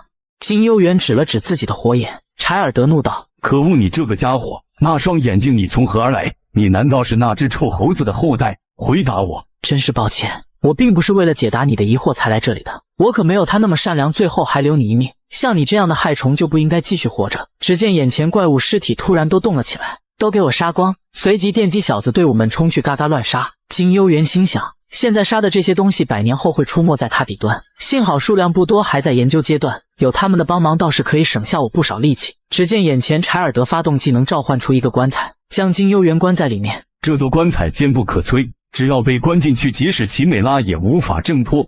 区一个教程赛的玩家也敢来嘲笑我，我要让你们受尽折磨。话音刚落，棺材直接炸裂。只见此时的金幽园使用了巨人化技能，手臂犹如麒麟臂。柴尔德见状惊讶不已，你和奥林匹斯什么关系？神话传说巨神之战力的主将，宙斯的儿子12试炼的主人公，巨人屠杀者。对于犯下罪行的人绝不心慈手软，对于弱者又十分的亲切温柔，拥有绝对的力量，而且他是我最崇拜的英雄。只见此时金幽园青筋暴起，化身为一拳超人，不断破坏着柴尔德释放过来的技能。柴尔德接着又释放腐败的狼牙技能，朝着金幽园袭来。此时金幽园脑海回想到上一世的对话，如果你不能熟练运用巨人化技能，那你就放弃猎杀柴尔德。即使他失去力量被流放到教程赛区，但他也非常危险。这不可能，赫拉克勒斯怎么可能几天的时间就熟练运用巨人化？我知道这很难，可熟练后的巨人化绝对是可以实现猎杀柴尔德。只见金幽园一拳打向柴尔德的技能狼牙直接破碎。柴尔德惊讶不已，心想就算是赫拉克勒斯的后代，也不可能一拳击碎我的技能。随即又接着释放出技能暗黑剑刺墙，将金幽园困在里面。我最强的防御技能，看你还怎么打破。话还没说完，只见墙壁出现裂口，即将破碎。柴尔德见状继续释放一道暗黑剑刺墙，停下来了。果然你这家伙最终没赢过我，为了打破墙壁，他的手肯定已经废了。话音未落，墙壁直接碎裂。只见金幽园瞬间冲到柴尔德面前，一拳将其直接打飞出去。随即金幽园将倒地的柴尔德一顿暴打。如果同时得到火眼和巨人化这两技能的话，你就一定要将柴尔德杀掉。此时悟空正打着哈欠，赫拉克勒斯过来问道：你还有什么要说的吗？我记得你是在登上50层塔的时候抓到了柴尔德。并没有什么想说的，反正什么都逃不过我这双眼睛。金幽园还在暴打柴尔德，别白费力气了，我是不死之身。经过千年黑魔法的试炼，他的身体已经坚硬如铁，被称为不死的奇美拉。但组装而成的身体毕竟有它的破绽，那就是各个肢体的衔接之处。但我的这双眼睛绝对让你无处遁形。随即金幽园启动火眼，将柴尔德的手直接拆解下来。此时的柴尔德痛苦的求饶，金幽园毫不理会他的哀求。有多少鲜活的生命断送在你的手里，你也尝尝被四分五裂的滋味吧。系统提示：难以置信的战绩达成，您成功猎杀 BOSS 奇美拉创造者，战绩奖励将会延后结算。教程赛结束，伴随着教程赛的结束，天杀星熟练度提升至 10%， 等级也随之提升了2级，其他怪物也都随之倒地。众人还在疑惑他们会不会复活时，金幽园过来说道：别担心，创造者已经死了，他们不会再复活了。黑妹此时问道：有没有人受伤？这时大汉说道：这里快过来看看，约尔切受伤了。电击小子听后表情一怒，随即黑妹过去为约尔切治疗。金幽园，你跟我过来一下，我不会问关于你的任何问题，但是现在因为你的一意孤行，有人受了重伤，为什么一定要猎杀奇美拉创造者？按照这局教程赛的规则，成功猎杀奇美拉就能顺利通过，不是吗？一般来说是这样，没错。即使你不去猎杀那个人，你也能创造历史最强战斗记录。到底要做到什么程度你才满足？一定要等到你还有身边同伴全都死掉了你才满意吗？此时金幽园沉默着心想，是啊，我能走到哪一步呢？外神、塔外、异界的神们，还是为诞生者和毁天灭地的绝望，陷入沼泽的挫折，愚蠢的混沌，还有紫色的天空，仅仅只是为了抓到其中一个，便已经有无数的排名者牺牲了。那样可怕的家伙还存在多少，我们一无所知，所以我们要变得越来越强大。随即金幽园说道：我不知道，你是为了所有人能够一起前进才招募队友的吧？而我不组队的原因也恰恰是因为这个，我无法和所有人一起前进，所以你不要再跟我说组队的事情了，因为像今天这样的事未来还会发生。那么我们今天的话题就此结束，抱歉等久了吧。看起来气氛非常严肃。他是谁？教程赛管理者。电击小子惊讶不已。奥林匹斯哈尔干拜见管理者大人。你好啊。不要这样啊，好好接受他对你的崇拜之情不好吗？他和那边没有任何关系。不要，一想到因为那边引发的这一系列事端，就想马上冲过去把宙斯那老家伙的胡子连根拔掉。而且因为你这个臭小子，我不知道听了多少唠叨了，真是烦死了。管理员此时心想，奇美拉创造者作为教程赛的 BOSS， 签下的契约时间为1000年，还没准备好下一个 BOSS 就这么死掉了，真是拜某人所赐，短时间内整个教程赛将会变得完全没有挑战性。行了，你快点给我奖励吧，别逼逼了。随即管理员拿出一颗发光的宝石，你自己决定用在什么地方，还有要好好守护它。黑神石又名库内埃的碎片，奥林匹斯三主神之一哈迪斯，他就拥有奥林匹斯最强装备之一库内埃，而制作库内埃最核心的材料便是黑神石，这是回到过去一定要得到的物品之一，竟然在这里拿到了。此时金幽园看着电击小子心想，我知道海神石在哪里，那就剩下雷霆碎片了。看什么呀？干嘛？应该能早点集齐了。好了，都结束了。符合条件的你们将被送进塔内进行新的挑战，其他人的奖励也会按照贡献值进行结算。管理员语气不好的又说道。哈尔干，你的奖励也会很丰富。谢谢您，管理者大人。今后我和你应该不会再见面了。进到塔里，你不会也像现在这样随便胡来。谁知道啊？你已经拥有很强大的装备了，确实可以大干一场。随即，金幽园和电击小子已经被传送走了。系统提示：剩余时间599小时，排行榜积分已结算完毕，教程赛结束，您获得67000积分，成功打破教程赛通关记录，获得追加奖励5万积分，您获得1颗之弹。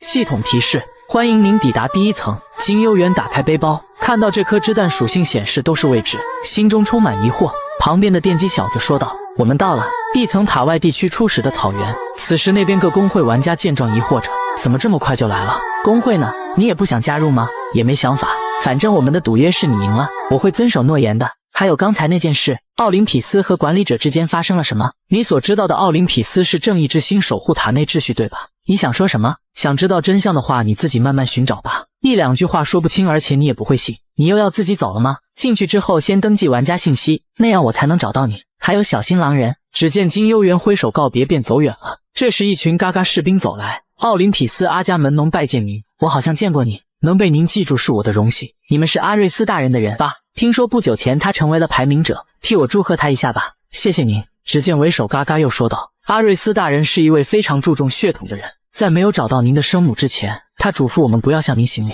电击小子听后已经咬牙切齿，全身电流涌动，看着这群小嘎嘎心想，算了，还是不要节外生枝了，先忍着吧。便远远看着金幽园走去的方向。关于狼人，他们是一群没有选择进入下一层的人，而只待在初始的草原，只劫持新玩家掏空他们的钱财。还未进入工会的新玩家最容易成为他们的猎物，他们将结束教程赛的时间称为收获日。这边走在路上的金幽园已经察觉到有20左右的狼人正在监视着他。金幽园摸了摸口袋里的黑神石，正好试试他的隐身技能。后面尾随的狼人们看着远处的金幽园讨论着，其中一个小嘎嘎狼人说道，要不还是放他走吧，总感觉有点蹊跷。放什么放，没看见他穿着火咒之衣吗？一看就是个有钱人。其他人一听便激动不已，那岂不是发财了？正准备冲上去时，为首的狼人队长说道，等一下，那家伙不见了。只见此时后面的小嘎嘎狼人们接连倒地，众嘎嘎们惨叫连连，几下刀光剑影，嘎嘎们都死得差不多了。只见金幽园掐着为首的狼人队长，此时的队长终于明白了，金幽园是一名高级玩家，我有几个好奇的问题，如果你好好回答的话，就让你死个痛快。嘎嘎一开始还嘴硬，被打了几下就瞬间怂了。我说我什么都说，武云天那家伙在哪？你是怎么知道他的名号？话音未落，金幽园直接打掉了他，随后意味深长地说了一句，真有意思，刚来到这里就中奖了。到了晚上，金幽园已经来到1号中央地区，正坐在楼上喝着咖啡，看着夜色，脑海回想到过去和那些伙伴喝酒聊天的事。你们现在生活在什么样的世界呢？随后拿出黑神石，心想，虽然在狼人那些低级对手面前隐身技能有一定的效果，但是并没有做到像库内埃那样绝对的隐身，这应该是因为使用者的能力和没有加工的关系。目前最重要的还是先加工它吧。宙斯之所以能获得绝对的王权，成为奥林匹斯之王，是因为他有一块雷霆碎片。哈迪斯也一直将库内埃戴在头上战斗。随即金幽园便来到一名铁匠铺子前，只见一位身材魁梧的大汉在敲打着兵器。好久不见啊，大叔。此时的金幽园刚刚登记了自己的基本信息，注册玩家基本信息，可实现网络搜索与其他玩家联系。路过时看见一小嘎嘎抓着一小孩，在路边祈求救救快饿死的孩子。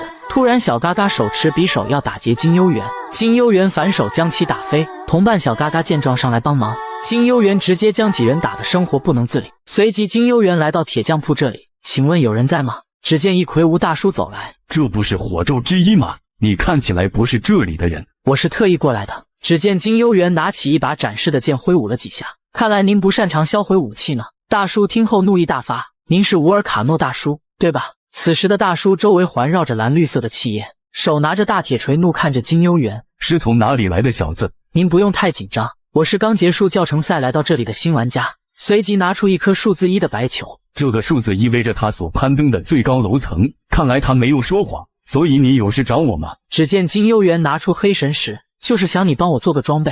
大叔见到石头两眼发光，仔细观察着黑神石，您可以帮我加工一下它吗？可以是可以，不过你这东西到底是从哪里得来的？这是我通关教程赛获得的奖励，大叔听后惊讶不已。现在教程赛不是应该还没结束吗？你花了多长时间完成通关的？5天零2个小时，是本次教程赛的第一，并创造了新纪录的玩家。怪不得穿着这么昂贵的衣服来到第1层。我现在能做的只有进行简单的加工。简单的加工无法发挥它真正的力量，需要一种能承受宝石力量的材料。但是你真的放心把它交给我吗？尽管看到满屋子废品之后。是的，我当然愿意。真是奇怪的家伙，你就不怕我带着这东西逃跑吗？我相信你，你不会这么做的。大叔其实不知道上一世金幽园就认识他了，而且还知道他是一名传说之将，随即又拿起一把铁剑，指出制作的完美之处和大叔故意做坏的瑕疵地方。大叔听后大笑道：你这小子到底是什么人？是纯血吗？属于哪个公会？我不属于任何地方。好了，就凭你对我的信任，我也会为你打造出最好的装备。不过我有一个条件，你绝不可以向任何人透露关于我的信息，也绝不可以说出宝石加工过的事情，可以做到吗？当然可以。随后金幽园来到餐厅，花了3积分购买了一份丰富的早餐，加工时间需要10天左右，心想要不要先去解决掉2天后就要集合的狼人军团。此时电击小子突然来到了面前坐下。你是怎么找到我的？用了点人海战术，挨个房间查看有没有你的名字，玩家信息登记了吧？告诉我你的号码。没想到有一天竟然会被一个男的要号码，你居然还会开玩笑，还以为你是个非常无趣的家伙。那当然了，只是你没发现。你打算什么时候登塔？大概5天后，打算先在塔外围地区练级。那你先跟我去办一件事吧。什么事啊？我想端了那群狼人的老巢，那首先要在人群中把他们区分出来，而且他们人数众多，凭我的队员加你能做到吗？没有你的队员，就只有我和你。后天傍晚你再来找我，我到时候和你仔细说。如果你不愿意去就算了，2个人就2个人，后天傍晚是吧？随即电击小子吃完便起身走了。看来他很满意自己在教程赛组建的队伍，还想着先提升队伍的能力之后再登塔。突然金幽园眼神凌厉看向旁边，你好像等了我很久。只见一黑袍男子坐那，我这边已经结束了，有什么事就快说。哈尔干突然出现，真是吓我一跳。初次见面很高兴认识你，我是奥林匹斯的阿伽门农，想跟你聊聊。你是这次教程赛的第1名，而且你和哈尔干积分差距非常大，大家都说有个怪物来塔内了。如果你是真心对我的夸奖，那我听着还挺舒服的。加入我们奥林匹斯阿瑞斯大人旗下吧，我会为你准备你想要的一切。我们阿瑞斯大人和刚刚那位连自己生母都不知道的贫贱小子可不一样，是赫拉神和宙斯神的亲生儿子，并且已经成为上位排名者了。你说够了没有？茶喝完了先走了。你现在是在拒绝奥林匹斯的邀请吗？是的，我不想加入任何公会，但你又算什么东西？实力相当，还是不知生母贫贱的垃圾？可恶，你说什么？我不想和你们这群无耻的家伙同流合污。说完金幽园便走了。随后气急败坏的阿伽门农便召集几个小嘎嘎讨论，想要等收获日结束之后召集100狼人除掉金幽园。时间来到2天后，你打算怎么处置那些狼人？首先你先跟我去见一个人。随即金幽园启动火眼扫视周围。电击小子见状心想，这回也是用那双眼睛吗？脑海回想那天柴尔德的话，那只臭猴子就是齐天大圣悟空，在登塔没到100年便成为了排名者，史上第1个武者。但是金幽园这家伙不仅拥有悟空的技能，还和阿波罗一样会控制火焰。这小子究竟是什么人？难道是另外己方的势力？但是他还会巨人化技能，金幽园难道是巨人族？哈尔干在想什么呢？待会你可要好好配合我呀。随即金幽园推开门进去，一个小嘎嘎说道，抱歉今天关门了，如果您是想要找什么东西，留下您的联系方式。小嘎嘎话没说完，金幽园说出一句5云天。小嘎嘎愣了一会，随即撒腿就跑。金幽园见状上前一招大威天龙，直接将其制服。假名天南云，真名5云天，放弃登塔的50界玩家，这家伙就是狼人的王。小嘎嘎还在极力的狡辩。随即金幽园在他身上搜出一把带着剧毒的匕首，这种毒级别极高，普通人是根本得不到的。5云天见事情败露，脸和声音立马变回原来的模样。是谁告诉你我的名字的？真是大胆！你知道我身后是谁在撑腰吗？这家伙的眼睛和头发的颜色难道是？难怪金幽园刚刚叫我配合，原来是这个意思。只见电击小子一招雷攻住我。5云天见状以为是奥林匹斯背叛了他。你是阿伽门农的人吧？没错，怎么了？不久前天界的王座对第1层的事情颇为关心，正好他的儿子也参加了这次教程赛。你还想继续窝在第1层当阿伽门农的走狗吗？我能为您做些什么呢？这里一共有多少个狼人？大概有1000人吧。只见金幽园给了5云天一张纸条，明晚之前将所有狼人集合到这个位置，不要被阿伽门农的人发现。小嘎嘎听后连忙点头答应，随即便和电击小子走了出去。此时电击小子怒道，快给我一个合理的解释，就像你听到的那样，奥林匹斯和狼人是一伙的，你觉得我会信吗？绝对不可能是那家伙故意抹黑奥林匹斯。哈尔干，从现在开始，你要扔掉对那里的固有认知，睁大眼睛好好看看奥林匹斯的真面目。此时愣在原地的电击小子脑海回想到过去的一系列事情，心里不由得开始动摇。时间来到第二天，你再晚来一步，我就打算自己去了。想清楚了吗？奥林匹斯是我的家，从小父亲就是我的偶像。尽管我与母亲的记忆并不多，但奥林匹斯是我骄傲的代名词。所以你的决定是，不管你说的是对还是错，狼人必须消失。他们是生存在第一层的害虫，如果他们真是奥林匹斯的耻辱，我会亲手将他们终结。此时这边的小嘎嘎狼人已经全部来到集合点。这时狼人之王武云天走来说道：大家都来齐了吧？众嘎嘎狼人见状纷纷低头臣服。随即武云天发表了几句画大饼的话，众嘎嘎狼人们听后纷纷热血欢呼。给大家介绍一下，这2位便是我们的靠山。只见武云天拿出1沓阿斯加德钱币，每张面值都是1000积分，是这次截获的全部物资。此时金幽园心想，看来他这是下定决心背叛阿伽门农了。可怜这些小嘎嘎狼人们被人卖了，还在帮忙数钱呢。随即金幽园看着这群小嘎嘎狼人，抬手一击，欲火焚身，将这群狼人烧得嘎嘎乱叫。因为狼人们站着的地方地面上铺的全部是无味的汽油。为首的武云天见状惊讶不已，你们不是奥林匹斯的人？我们就是奥林匹斯的人。那为什么要将我们？因为你们是奥林匹斯的耻辱。金幽园和电击小子继续开始猎杀。该死，我被骗了。随即拿出通讯球要向阿伽门农求救，只见显示信息无法发送。这周围都是魔力，你觉得信息发送得出去吗？玩家的信息只能通过魔力排列组合进行传送。武云天听后恼羞成怒，持刀冲向金幽园。金幽园回头一击血轮眼看向他，只见武云天此时身体动都动不了，随即一击天外飞仙剑法刺向他。武云天直接领了盒饭。一番屠杀过后，金幽园和电击小子来到外面。你没事吗？我们杀了将近1000的狼人，你怎么可以做到这么淡然？他们本就是一群强盗，坏事干尽，杀掉他们可以拯救更多的人。别被自己的罪恶感而漠视这一切，不然那些坏人可能会一直很轻松的活下去。金幽园，你看起来更能说会道，还很聪明，你这是在夸我吗？此时电击小子心想，完蛋了，被这家伙给洗脑了，他的话太有感染力了。你真是个很有正义感的人，你这种人最容易遇到麻烦事。我以为你和善良差个10万8千里呢，这句话也当你在夸我了。我是在夸你，不是所有人都能像你一样站出来去做面对自己毫无益处的事情。在教程赛的时候也是，你心里有着比我还要远大的志向，你可真会说这些肉麻的话呀。但是你错了一条，怎么会毫无益处呢？随即金幽园拿出武云天上交的那沓钱币，这次的事情你功劳最大，如果你觉得这是不义之财不想要的话就算了。只见此时的电击小子眼睛发光的看着钱币，我觉得还是分一些吧，哈哈，我就知道。对了，问你一件事，你是教程赛的第2名对吧？那么你的奖励是什么？而此时酒馆那边的阿伽门农怒气冲天，为什么会联系不上？这该死的家伙应该不敢私吞我们的钱财，除非他不要命了。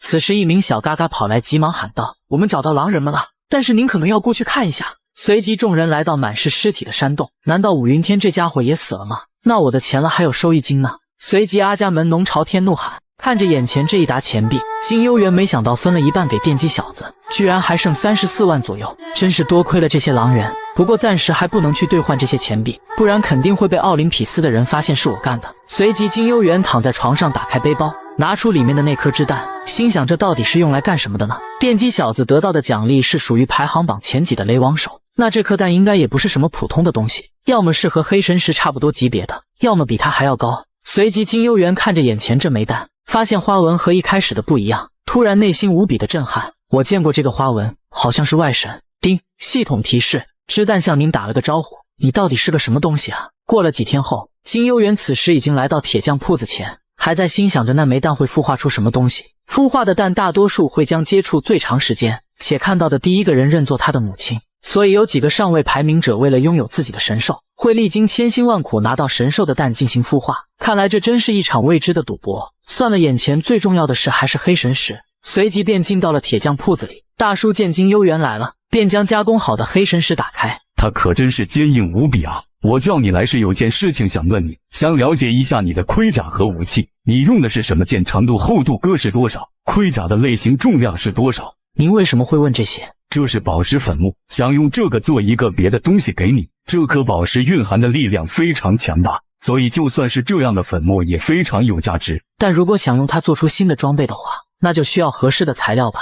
虽然没有金刚石这样的材料，但我有类似的。我这里有3斤的密银，虽然不多，但是融化做成装备还是绰绰有余。密银的话其实也蛮贵的， 3金的密银需要30万积分左右。此时金幽元心想，目前钱币还不能兑换积分，要不就只买1金的吧。只见大叔说出一句：“先赊账吧。”你就不怕我拿着装备就跑了吗？你那么相信我，把这么珍贵的宝石交给我，那么我也同时信任你，不是吗？再说了，要做这些装备是我建议你做的。随即金幽元便拿出常用的铁剑，重量模样和这把剑一样就可以了。时间来到1周后，奥林匹斯公会基地，此时的阿伽门农集结了1层至10层的全部玩家，共200多人，还有一部分奥林匹斯的军队支援。从现在开始，我们该去抓犯人了。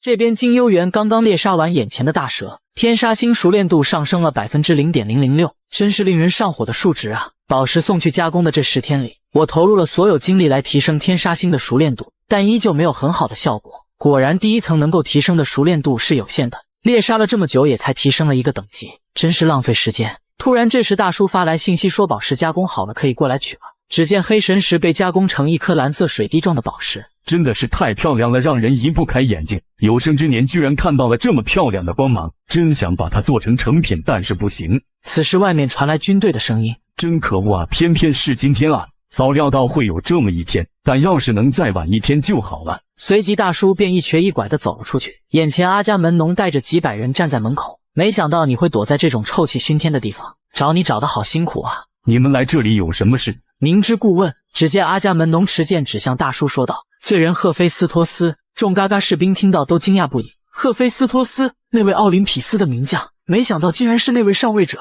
这我们怎么抓？虽然人数众多，但他的实力不用担心，上位者的力量在第1层是会受到约束的。只见此时大叔全身如赛亚人般发出阵阵威压，力量的约束真是可笑，那就来试试吧，我会将你们的脑袋一个一个打爆。哈哈，真是可笑，一个被天界王座惩罚的人，腿脚还残疾的老家伙还能被称为上位者吗？而且我们这边也有一位上位者。只见一红发男子大步走来，奥林匹斯高阶上位者阿波罗势力克律塞斯。大叔见克律塞斯走来惊讶不已，没想到你成了上位者，介入第1层的事情，按照你的等级，可是会受到相当痛苦的惩罚。无所谓，因为你也是上位者。呵呵，你们这群人可真会钻空子。随即两人直接开打，两人的战斗非常激烈，没来得及离远的嘎嘎士兵直接领了盒饭。此时大叔一招昊天锤砸向克律塞斯，只见克律塞斯直接单手接住了昊天锤。数千年前您在成为上位者之后，没有寻求更强大的力量，而遵循着自己的信条选择了这个昊天锤。你就是因为这样的理由才尊敬我的吗？随后大叔再次发力，大力一锤，克律塞斯后撤，左手蓄力。大叔见状立马冲向克律塞斯，一击毁天灭地昊天锤砸去。只见克律塞斯轻松接下这一击，说道：“您攻击的那些都是比你低级的玩家，被反噬的感觉非常痛苦吧？我是真心尊敬您的，尊敬自己的信念，放弃自己得到的一切，所以我本不想和您有这一战。”克律塞斯此时手持长枪蓄力，一击劈向大叔。大叔见状也使用昊天锤锤了过去。只见一声巨大紫色的能量爆炸过后，此时大叔的下半身体已经被完全腐蚀。盾牌是不是很眼熟？这可是您的作品宙斯盾，虽然是仿造的，但用来对付已经受过伤的您可是绰绰有余。此时的大叔已经完全被腐蚀了，变成了一座雕像，缓缓倒下。终于结束了。阿伽门农见状大喜道：“来人，给我把这犯人带回去。”突然一个声音传来：“那恐怕不行。”只见金幽元将靠近大叔的两个嘎嘎士兵直接嘎掉，手持18米大剑站在大叔面前，杀意暴起道：“几位尊贵的客人，来到此地所为何事？”反噬的惩罚，克律塞斯，你很快就会知道了。这塔内的力量有多么的强大。果然如阿波罗大人所说的一样，这塔仿佛是有了生命一般。为了维护下层的生态规则，塔的这种力量能够克制上层的攻击。原来这就是塔给的惩罚。克律塞斯大人，您辛苦了，快把犯人带走去清点死亡人数，将受伤的人带回去治疗。算了吧，金幽元就放过他吧。大人那他日后肯定会报复我们的。行了，我们已经扰乱了第1层的秩序，违背了塔内原则。我不想再看到不必要的杀戮了。而此时话音未落，废墟那边墙体被直接炸开，只见金幽元持18米大剑从里面缓缓走出。可恶，那家伙不是已经快打了吗？怎么又没事了？您不会现在还想要放过这家伙吧？等等，我能感觉到他现在非常危险。黑暗属性的魔法只会在特殊的情况下才会出现，而他身上现在就散发着黑暗魔法的气息。大人，您看起来已经很累了，这家伙就交给我来处理吧。而就在这时，金幽元瞬间将正在抬大叔的2个士兵打掉，随即金幽元又用精神力帮大叔解开石化禁锢。后面的阿伽门农见状怒喊道：“你们都是木头吗？赶紧给我去阻止他！”只见几个小嘎嘎士兵冲了上去，金幽园直接一击黑暗魔法波射去，小嘎嘎士兵们集体变成了骷髅干尸。看来这家伙身上有着不同凡响的东西，这次塔里可是进来了一个不得了的怪物了。大人，你现在怎么还能说出这种风凉话？怎么了？刚才你不还信誓旦旦的说都交给你吗？从一开始我的任务就只是将大叔绑回去而已。行了，放轻松，我是个有始有终的人。这边金幽园几招天外飞仙剑法解决掉最后几个小嘎嘎，这时一击魔法攻击袭来，金幽园直接一击黑暗拳挡下。只见克律塞斯开启太阳之火领域缓缓走来，随即抬手凝聚太阳火球，看着金幽园心想，真是惊人啊，居然同时控制2种属性的魔法，就算是高阶上位者也很难做到。这样的家伙要是加入奥林匹斯的话，日后必定会成为神一样的存在。你叫金幽园，加入我们怎么样？如果只是为了装备的话，我们可以给你提供更加完美和更强大的装备。不好意思，我没有兴趣。就这样直接拒绝了吗？真是可惜啊。随即克律塞斯领域全开，你确定你真的还能再继续战斗吗？没想到居然在一个新玩家口中听到这样的话。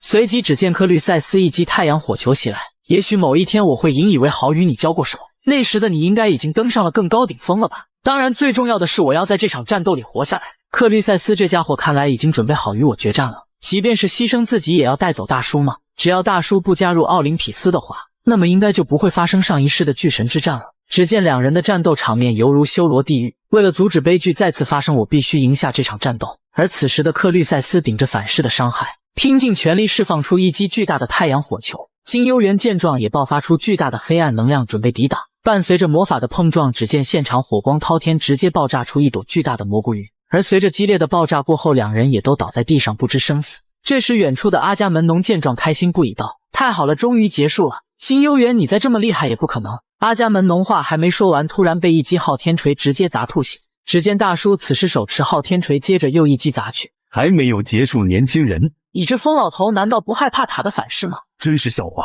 或许别人我还会考虑一下，但是你，我保证可以送你去领盒饭。随即大叔蓄力一击准备送走阿伽门农，突然这时一只大手挡住了大叔的铁锤。可恶，你偏偏这个时候出现。只见一名长发斜刘海大叔单手挡着铁匠大叔的昊天锤。塔内第一层管理者出现，见管理者甩开大叔的铁锤道：要是想好好打一架的话，就给我上去。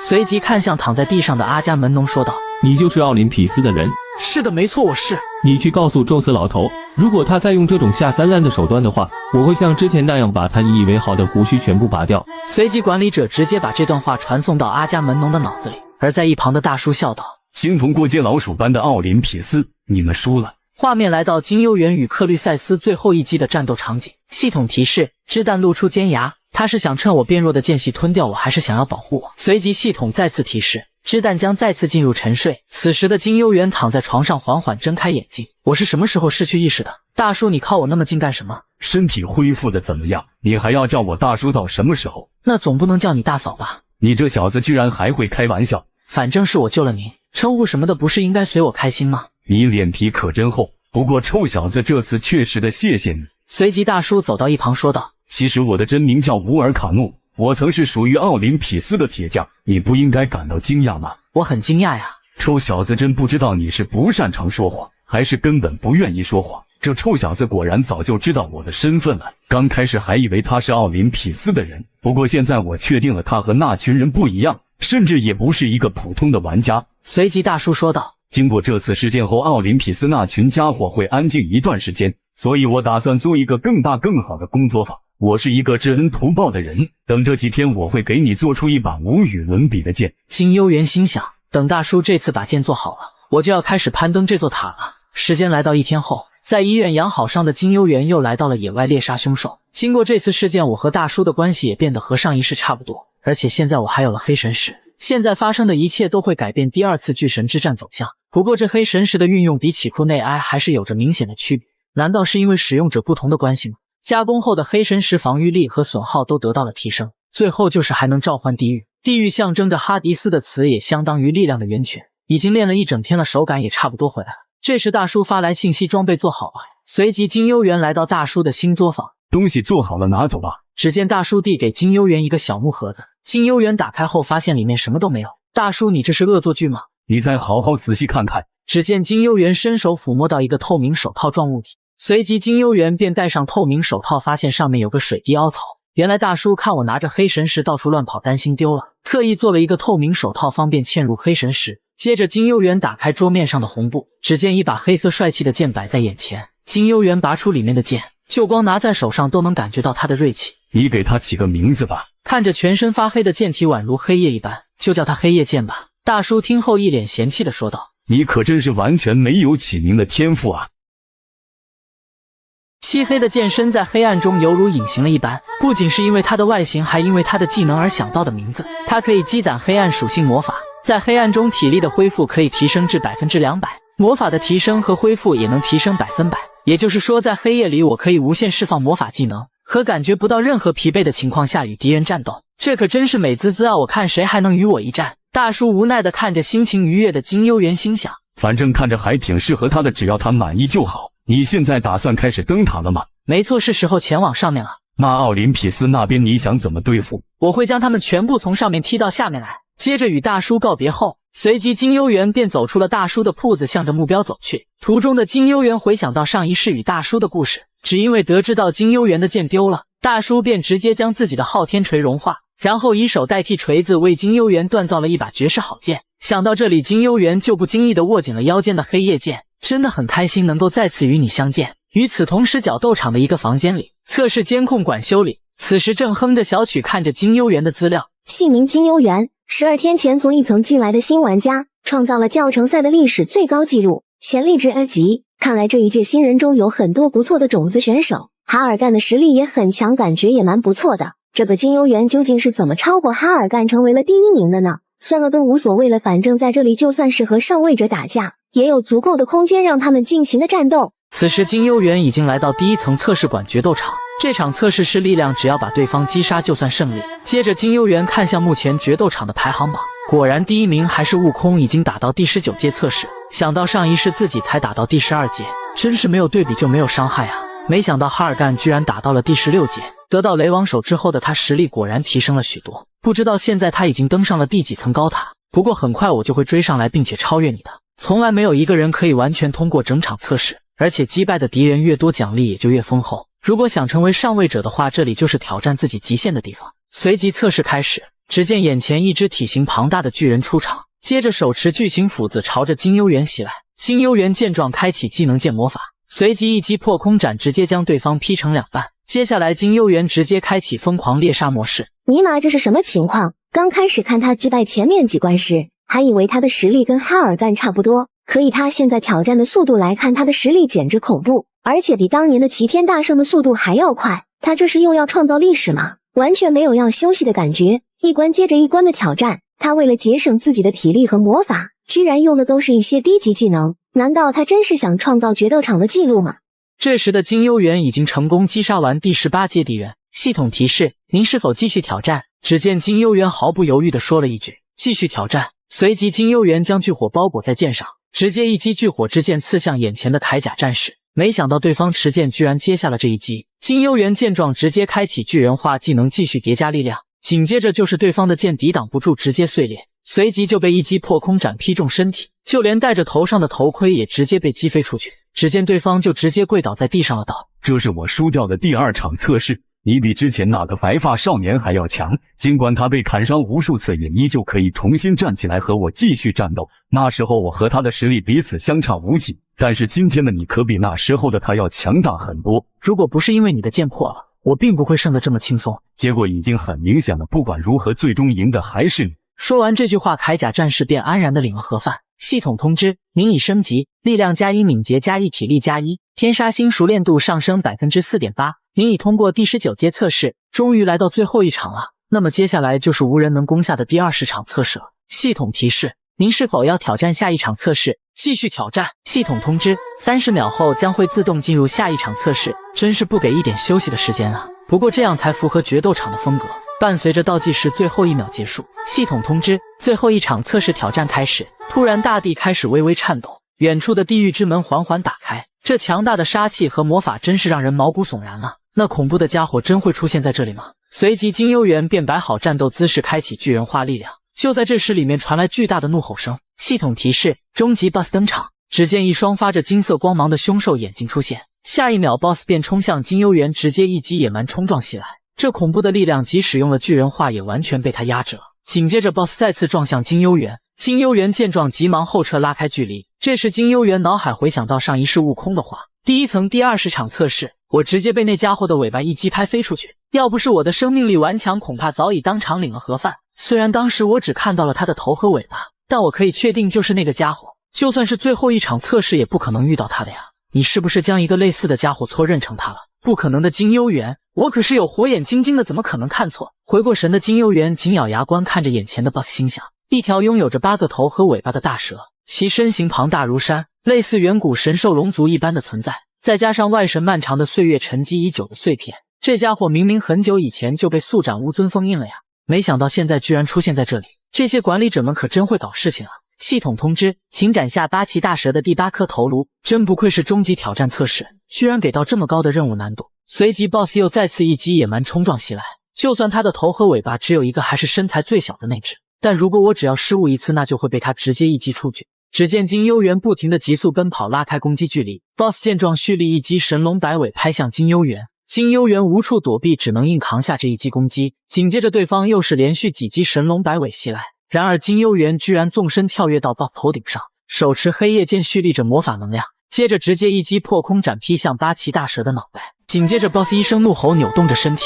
金幽园随即便跳下地面，他的鳞片和身体真是太硬了，没想到拥有黑神石力量的黑夜剑都没能给他造成致命伤害。只见金幽园一击天外飞仙剑法朝着对方身体砍去，然而效果依旧没法造成致命伤害。再这样拖下去，这场测试肯定要失败了。他不可能给我一个无法完成的任务，应该还有什么其他办法，我得找到他。奇怪，为什么他突然停止了攻击？难道现在才意识到自己根本是无法击败 BOSS 的吗？不过以他现在的成绩已经非常了不起了，所以还是放弃吧，金幽园。然而就在这时，金幽园已经找到了 BOSS 的弱点。此时的金幽园开启火眼，蓄力着魔法能量，随即便跳到对方的身体上。难道这家伙现在的目标是8岐大蛇的心脏附近，而那里就是唯一没有鳞甲保护的地方？只见此时的金幽园一跃而起，手持黑夜剑瞄准 BOSS 的心脏位置，直接蓄力一击刺中目标。紧接着 BOSS 传来痛苦的吼叫，然而金幽园毫不理会的继续双手握剑，再次用力直接刺入对方的心脏。下一秒8岐大蛇就两眼翻白，直接领了盒饭。这不可能，那可是邪恶的远古凶兽8岐大蛇，他曾打破塔内的规则，给这里带来了毁灭性的灾难，没想到他居然真的做到了，真是史无前例啊！这个男人真的创造了奇迹。原来是你啊，金幽园，他就是那个打破教程赛记录的新玩家吗？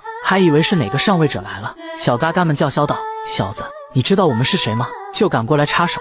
金幽园此时心想，那红毛小子就是上位者克律塞斯，2个上位者竟然在这狭小的贫民窟里打架，真是疯了。难道就不怕惊动这里的管理者吗？到时候管理者肯定会对第1层的奥林匹斯势力进行清理。为了巨神之战，居然还动用了奥林匹斯军队的力量来绑走大叔，你这不说话是在拖延时间，等他解开束缚吗？是又如何？此时旁边的大叔已经开始有了挣脱的动静。宙斯盾的石化效果1天只能用1次，而且还是仿制品，不知道能持续多长时间。如果他就这么挣开束缚的话，那我们就会很被动了。还愣着干什么？给我杀掉金幽园，把犯人给我带过来。旁边的小嘎嘎此时说道，不行啊大人，如果杀掉新人的话，我们会受到惩罚的。随即阿伽门农直接将刚刚说话的士兵嘎掉，只要杀掉金幽园，把犯人带回来的人，我将赐予他1层的管理权。众嘎嘎听后争先恐后的冲了上去。金幽园见状，手持火焰巨剑几招天外飞仙剑法，将冲上来的嘎嘎们几下带走，随即一招魔法攻击波发射出去，直接轰死一大半的小嘎嘎。就这点水平，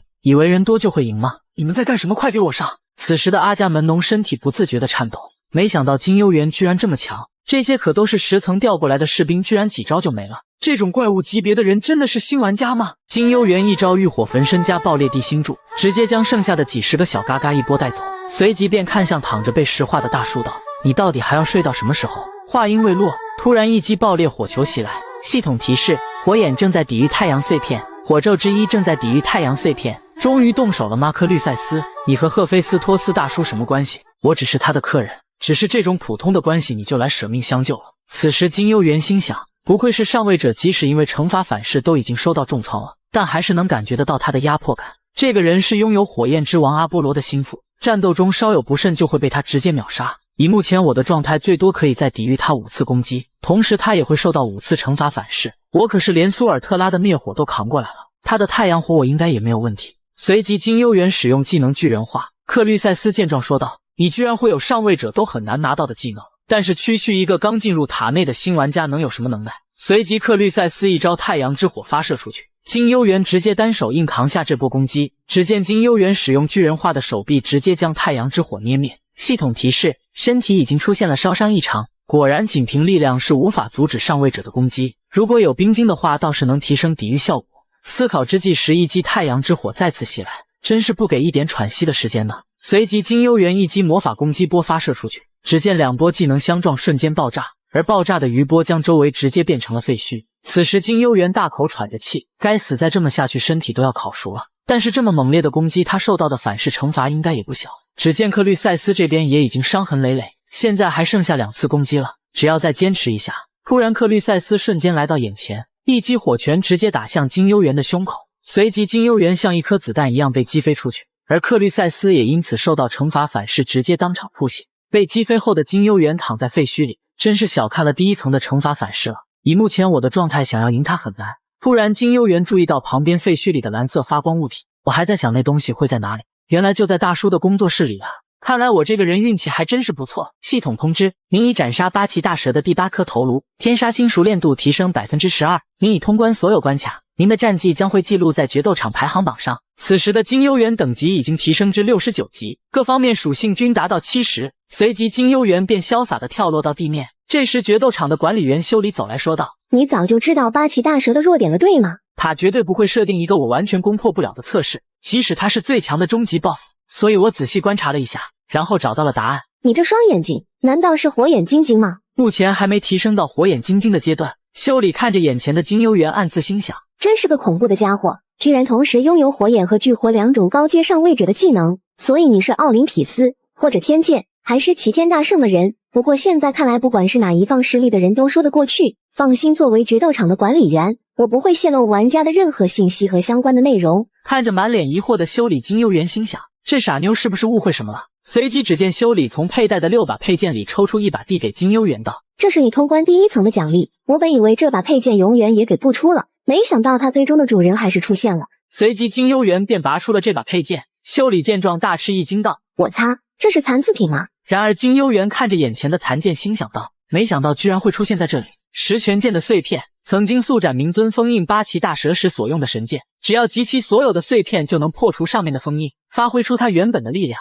看来未来的计划变得更加清晰了。这时修理又说道：如果你对奖励不满意的话，我可以找管理员协商一下。看来这小妮子啥也不懂啊。于是金幽园便拒绝了这个提议。系统通知：您已通关第1层所有测试，获得2万积分奖励，所有属性加2，获得十全剑碎片和八岐大蛇的第8颗心脏。八岐大蛇的心脏有着剧毒，所以不能直接服用，但如果可以消除里面的剧毒，那么其稀有的程度即使是高阶上位者都很难拒绝。没想到他们真会把这个当作奖励送给玩家，这可是积分都买不到的稀世珍宝，恭喜你啊！但我要提醒一下，这玩意不能直接吃的。刚谢完修理的提醒后，金幽园正准备前往下一层时，系统通知：织弹出现了反应，织弹显示饥饿，织弹出现形态，伴随着一种恐怖的气息袭来。突然眼前无数的眼睛和尖牙出现在八岐大蛇的尸体周围。这里不是贝塔的力量保护着的吗？他是怎么闯进来的？随即修理正准备攻击织弹时，金幽园见状赶紧劝阻，只见织弹正在慢慢的啃食八岐大蛇的尸体。还是第一次看见这样的存在，这到底是什么东西啊？怎么处理尸体由你来决定，我不会多加干涉，但这个东西也是你拥有的能力吗？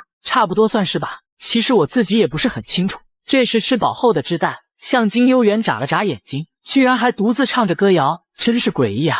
长得奇形怪状的样子，行为却像个小孩子一样。紧接着织弹便再次进入了睡眠状态。金幽园见状赶紧打开物品栏，只见此时织弹的孵化率居然提升到 13%。本以为他是孙悟空的后人，但是看到他刚才的力量，现在有些不确定了。但天界的人就更不会是了，你看起来有很多的秘密，不过你放心，这里发生的一切我不会告诉任何人的，希望能在更高的地方听到你的消息。金幽园听后心想道：还真是老样子啊，和通关者道别的话术真是一点都没变。紧接着两人便握手告别了。这时决斗场的排行榜也更新了，毋庸置疑，金幽园现在的成就排名第1。此时整个塔内都在讨论金幽园通关了第1层测试，打破了1000年未变的排行榜排名。此时的金幽园已经来到了第9层迷宫测试，只见金幽园手持黑夜剑一击劈开墙壁，系统通知您已通关第9层迷宫测试，开辟了新的道路，相关奖励已发放。随后金幽园来到大叔的铺子，1个月没见了吧？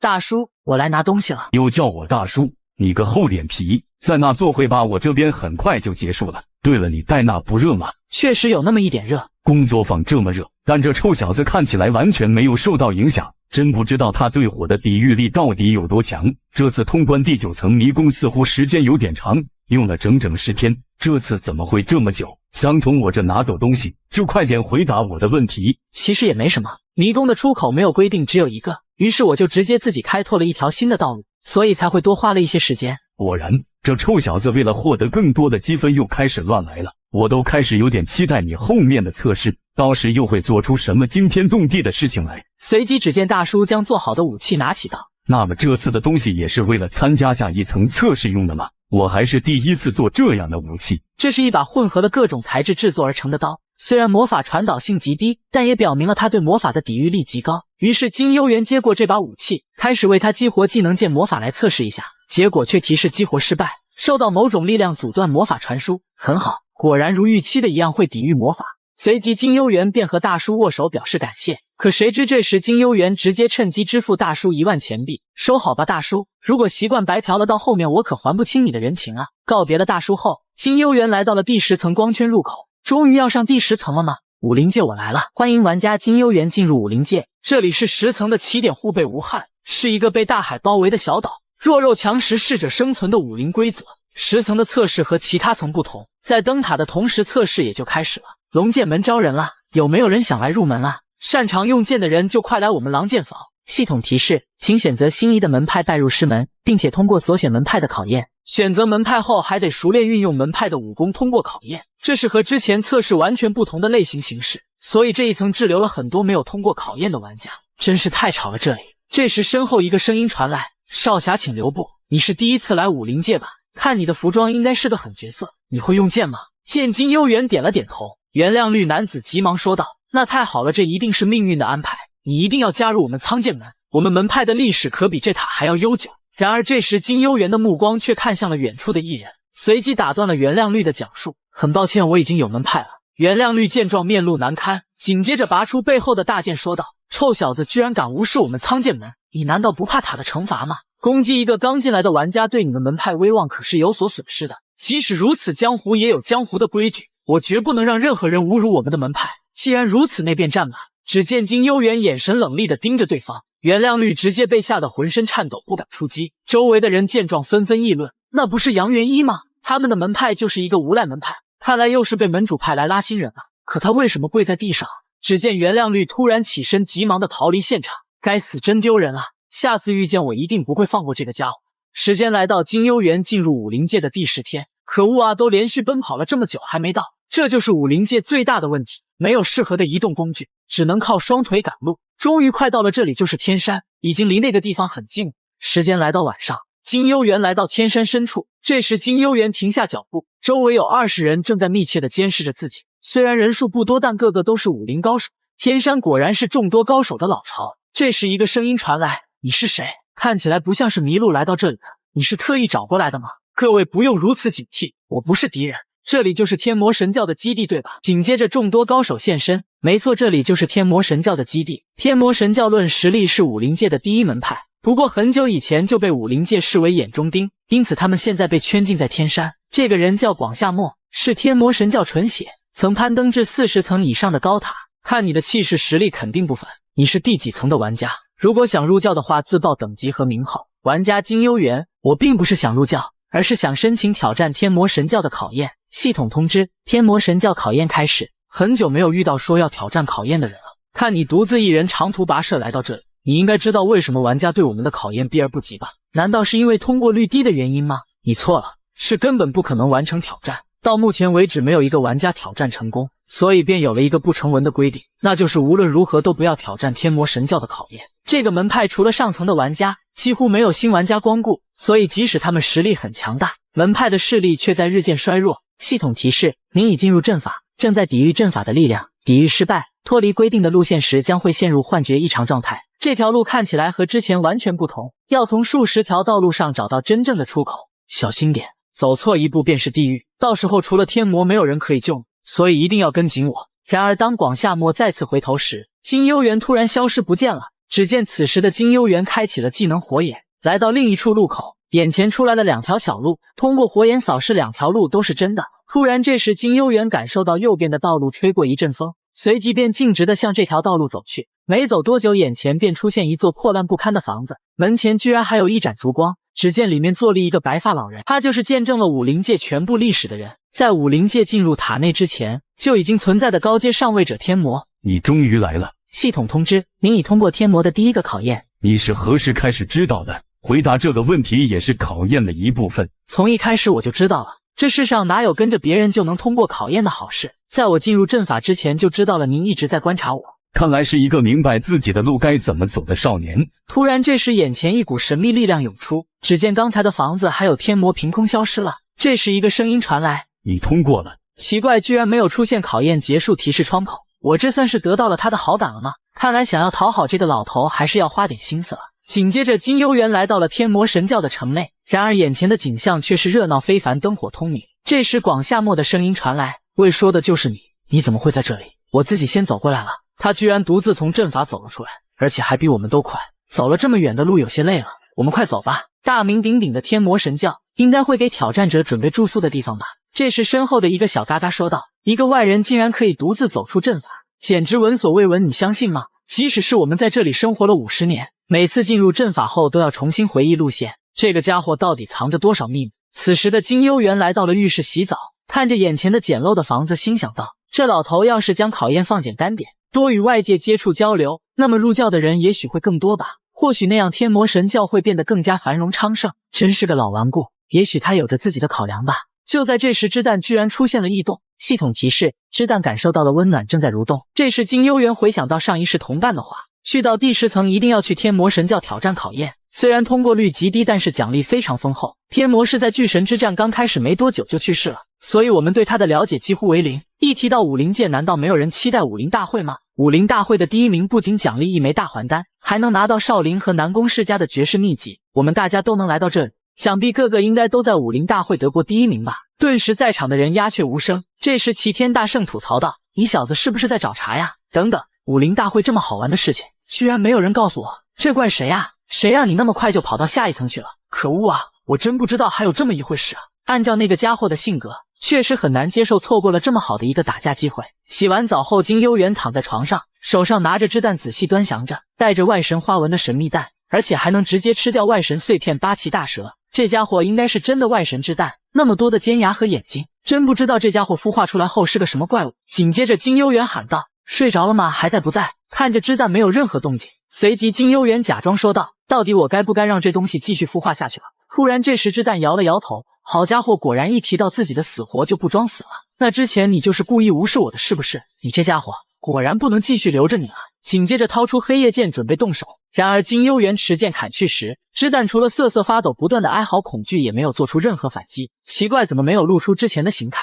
难道是把我认准了吗？到底是没有攻击我的意思，还是不能攻击我呀？算了，只能走一步算一步了。随后金幽园再次来到浴室泡澡，不过这次把之蛋也拿了出来一起泡澡。怎么样，舒服吧？之蛋听后乖巧的点了点头，随即便进入了休眠状态。都睡了1个月了，才聊了几句就又要睡着了。时间来到第2天，今天神教会议的主题倒是有趣，4名天主齐聚一堂讨论有关天魔神教的事宜。现在出现了1名挑战者，继天子龙之后终于又来了一位，距离上次挑战差不多也有30年了。没错，准确的说应该是34年没有出现挑战者了。那个叫金幽园的到底是什么人？你们剑阁的人难道就不收集一下情报吗？而剑天主此时说道，我不想听这些废话，你直接告诉我他到底是什么人。那个人自教程赛开始便一直打破了所有的记录，而且每一层都创造了新纪录，怎么可能？这种虚无的传言太假了，但是塔内留下的记录总做不了假吧。算了，还是和他接触一下，亲眼见识一下这个人再做定论。随即众教弟子全部进入大厅内参拜4位天主，紧接着金幽园便打开了大门。苍天主见状说道，他就是那个金幽园吗？即使面对我们天魔神教的4位天主都没有丝毫怯懦，不错，确实是一个有胆识的人。此时金幽园心里暗想，这就是天魔神教的4位剑道苍拳的天主吗？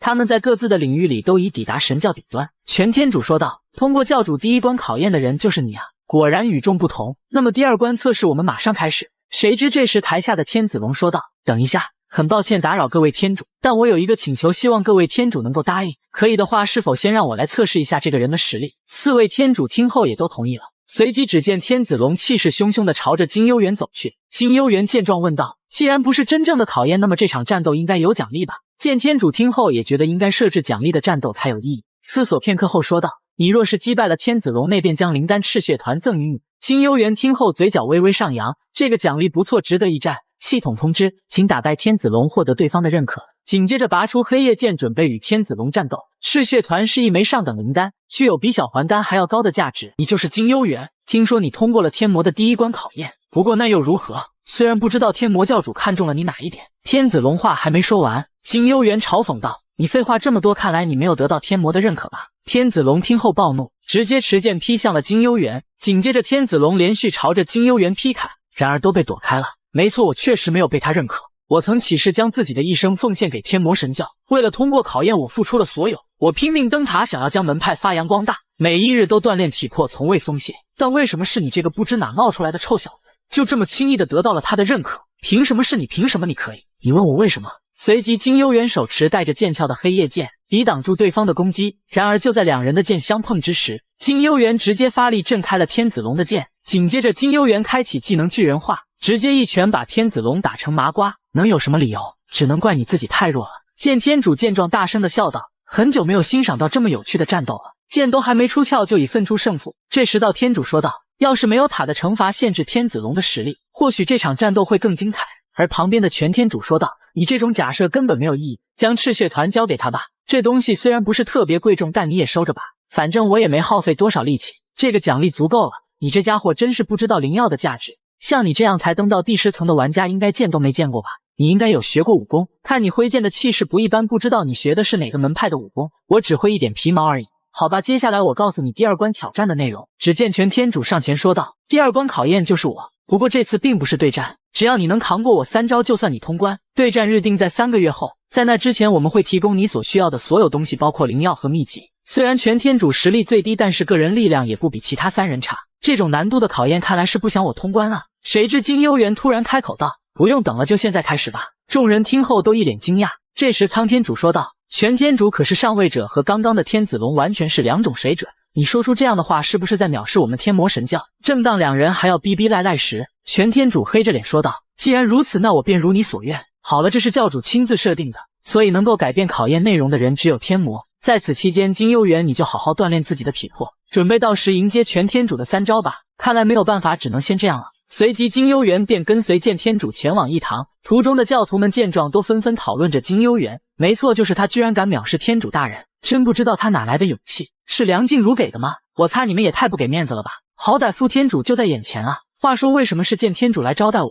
是对我好奇，还是存在什么敌意？随即我问道：“这也是教主的命令吗？”并不是，你可以当做是老夫的一种乐趣。我已经很久没有见到外人了，尤其是看见你的实力后，我更加期待了。说不定你真的可以通过教主的考验。这听起来他好像是希望我通过考验，但又莫名的感觉他并不希望有新人入教，然后将门派发扬光大。到了一堂后，金幽园说道：“您说您可以提供除了灵药和秘籍之外我所需要的所有东西是吧？”“没错。”“那么您一定会后悔说了这句话。”只见天魔神教的教徒们正在纷纷的往外搬运大量的药材。药材堂主看着眼前的这一幕，心想：这些药材的数量都可以用来救治整个天魔神教的人了。他要这么多东西用来干嘛呀？我再跟你说一遍，3个月这些药材没有用完，可都是要退还回来的。要是到时出现了什么损坏，可是要赔偿的。好了好了，我知道了，那我们3个月后见。只见剑天主和药材堂主自闭地看着金幽园的背影离去。随即金幽园来到了天魔神教的闭关洞，这地方只要不是从外界用蛮力破坏，就只能从里面才能打开，非常适合用来修炼。紧下来，金幽园开始大量的服用药材。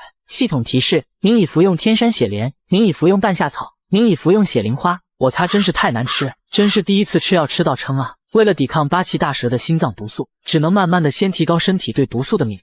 突然这时智蛋居然想吃掉心脏，随即金幽园赶紧威胁道：你再对这个东西产生贪念的话，我就先把你煎了做成荷包蛋。紧接着智蛋发出嘤嘤嘤的委屈声，进入了睡眠。随即金幽园直接吃掉了八岐大蛇的心脏。一瞬间金幽园感觉到自己的心脏快要炸裂了，系统提示正在抵御中毒状态，耐毒属性+1。紧接着金幽园一口老血直接喷涌而出，怎么回事？魔力上升的太快了，难道是？系统通知，魔法掌控者技能熟练度提升，魔法恢复，魔法感应上升，这下应该可以将心脏的魔法完全吸收掉了吧？只见金幽园大口大口的喘着气，估计还得费一些时间了。虽然金幽园此时整个人犹如万箭穿心的痛苦，但与此同时魔力属性也在不断的提升。时间来到1个月后，这时洞口的天子龙说道，都已经过去1个月了，这小子怎么一点动静都没有啊？不管怎样，为了秘籍也该出来一次吧，不会真想在里面待满3个月吧？一旁的广夏沫见状心想，才攀登至第10层的玩家绝不会放过一次熟读武林秘籍的机会，这家伙到底在里面干什么？全天主为了这件事也开始闭关修炼，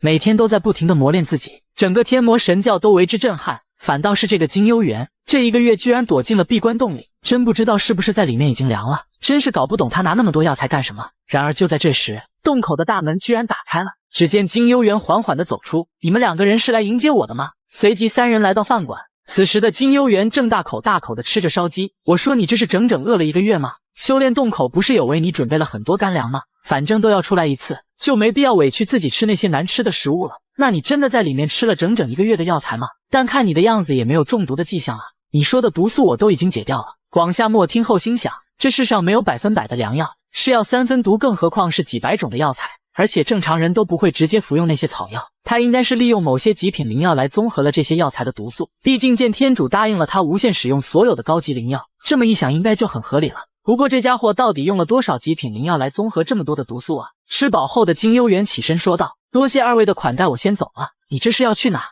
又要回闭关洞吗？不是的，可以带我去秘籍库吗？随即金幽园来到了天魔神教的武学秘籍大殿，这里真是戒备森严啊，就连看守的人个个都是顶尖高手。紧接着一个教徒走来说道，您就是金幽园少侠吧？我收到消息了，请您跟我来吧。随即金幽园来到了秘籍房，是不是这里的功法秘籍我都可以看？是的，没错，不过后面那扇门里的秘籍是不可阅读的，除了那里所有的书籍您都可以随意翻阅。说完这些教徒便走了，还真是第一次见这么多的武林秘籍啊，这规模至少比南宫世家的大3、4倍，距离第2个考验还剩2个月时间，得赶紧在1个月内找到对抗全天主的秘籍。天魔神教的根基由天魔天无极一手创造出来的，这里隐藏着他的一身武功和武学心法秘籍天魔灵之事。金幽园那边最近如何？他在修炼洞里待了1个月之后，又跑到秘籍库里待到现在，看他那架势，感觉要将书库所有的书籍都看完似的。就算再给他3年，都不可能将里面的书籍全部看完。而且拿药材也是奇奇怪怪的，按他那种行为，简直是在白白浪费时间。我始终觉得这个家伙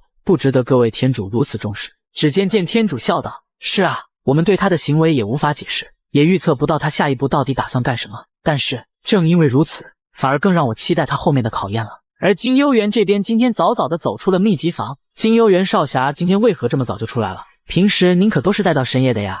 因为我已经找到了我想要的东西了，而且比我预想的还要多。随后金幽园又回到修炼洞继续闭关，时间来到1个月后的考验。此时的全天主正准备更衣，没想到这家伙这3个月是这样过的，看来我真是高看他了。算了，毕竟是个新人，总是会有点期待感。此时的练武场正热闹非凡，等即将看到一场精彩的战斗。平时可没有机会看到天主大人战斗的场面，只见全天主威武霸气的缓缓走来，随即一眼扫视了周围的天魔神教的教徒。神教近几年变弱了许多呀，竟招了一些没用的家伙。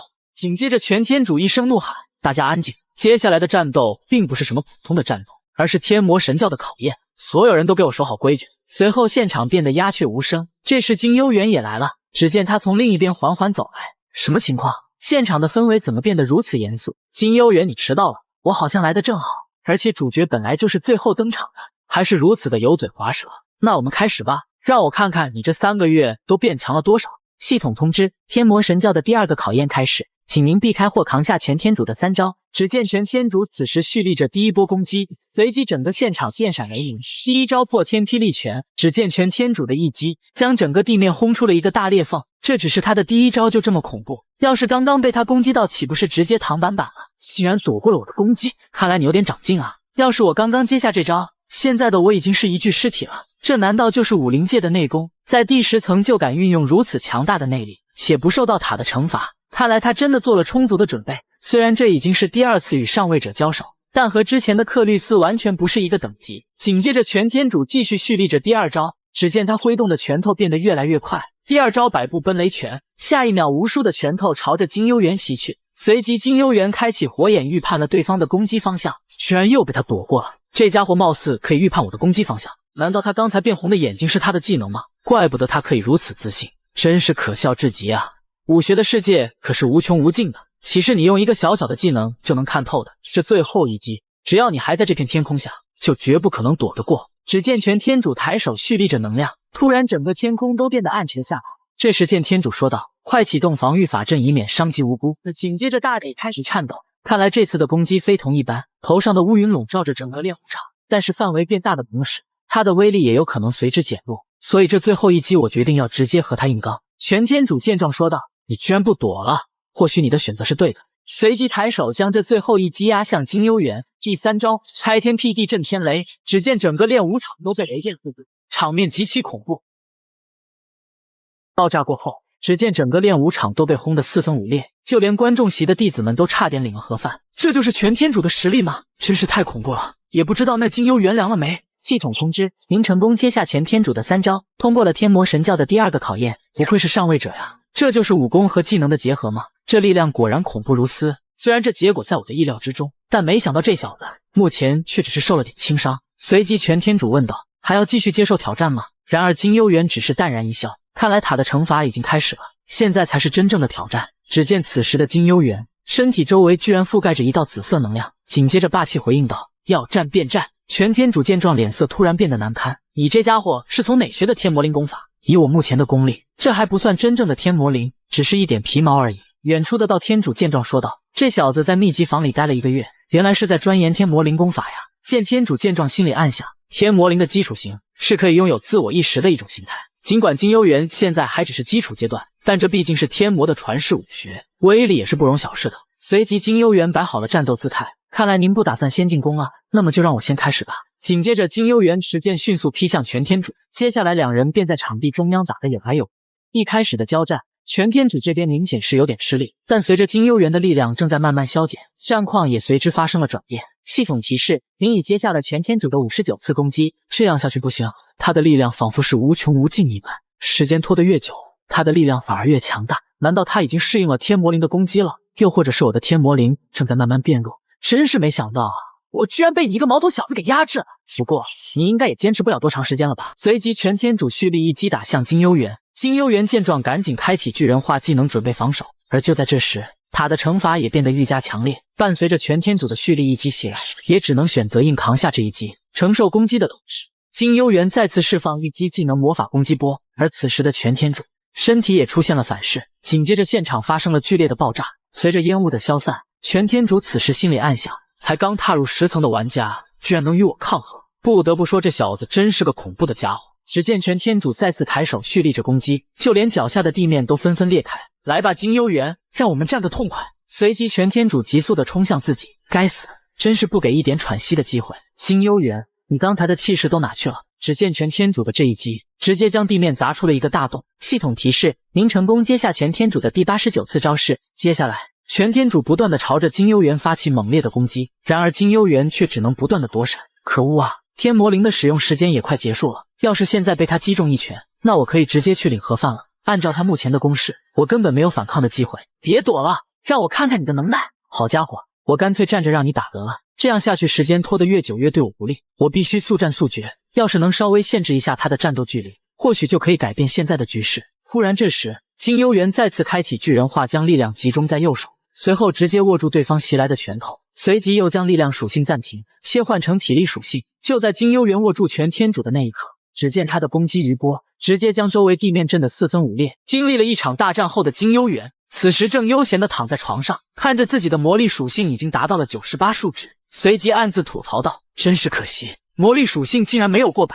回想到当时自己劈向全天主的一件事，明显感觉到左手的力度不够，要不是对方认输的话，接下来自己必输无疑。看来自己还是需要一样超越力量以上的东西。算了，不想那么多了，反正第2个考验已经通过了，至于手上的伤，还得多谢那个药门堂主，要不了2天应该就能恢复了。不过话说回来，这个天魔灵功法居然是个等级一减的技能，反正也不是系统奖励的，对于一般高手来说还是蛮有吸引力的。也不知道这最后一个考验是要以怎样的方式进行。这时门口突然传来敲门声，金幽园少侠，请问您在里面吗？天魔大人唤您过去一趟。随即金幽园便来到了天魔神教的教主殿，进入大殿后，里面空旷旷的，完全感受不到任何气息。不过说来也正常，以我现在的能力，怎么可能察觉到远古级高阶上位者的气息？突然这时，织弹居然给了提示，紧接着金幽园便大步走向一个高台，走近一看，只见天魔大人此时正坐在大殿之上。紧接着金幽园弯腰行礼道：“收到您的传唤了。”胳膊上的伤好些了吗？恢复的还不错，再过几天就好了。忽然这时，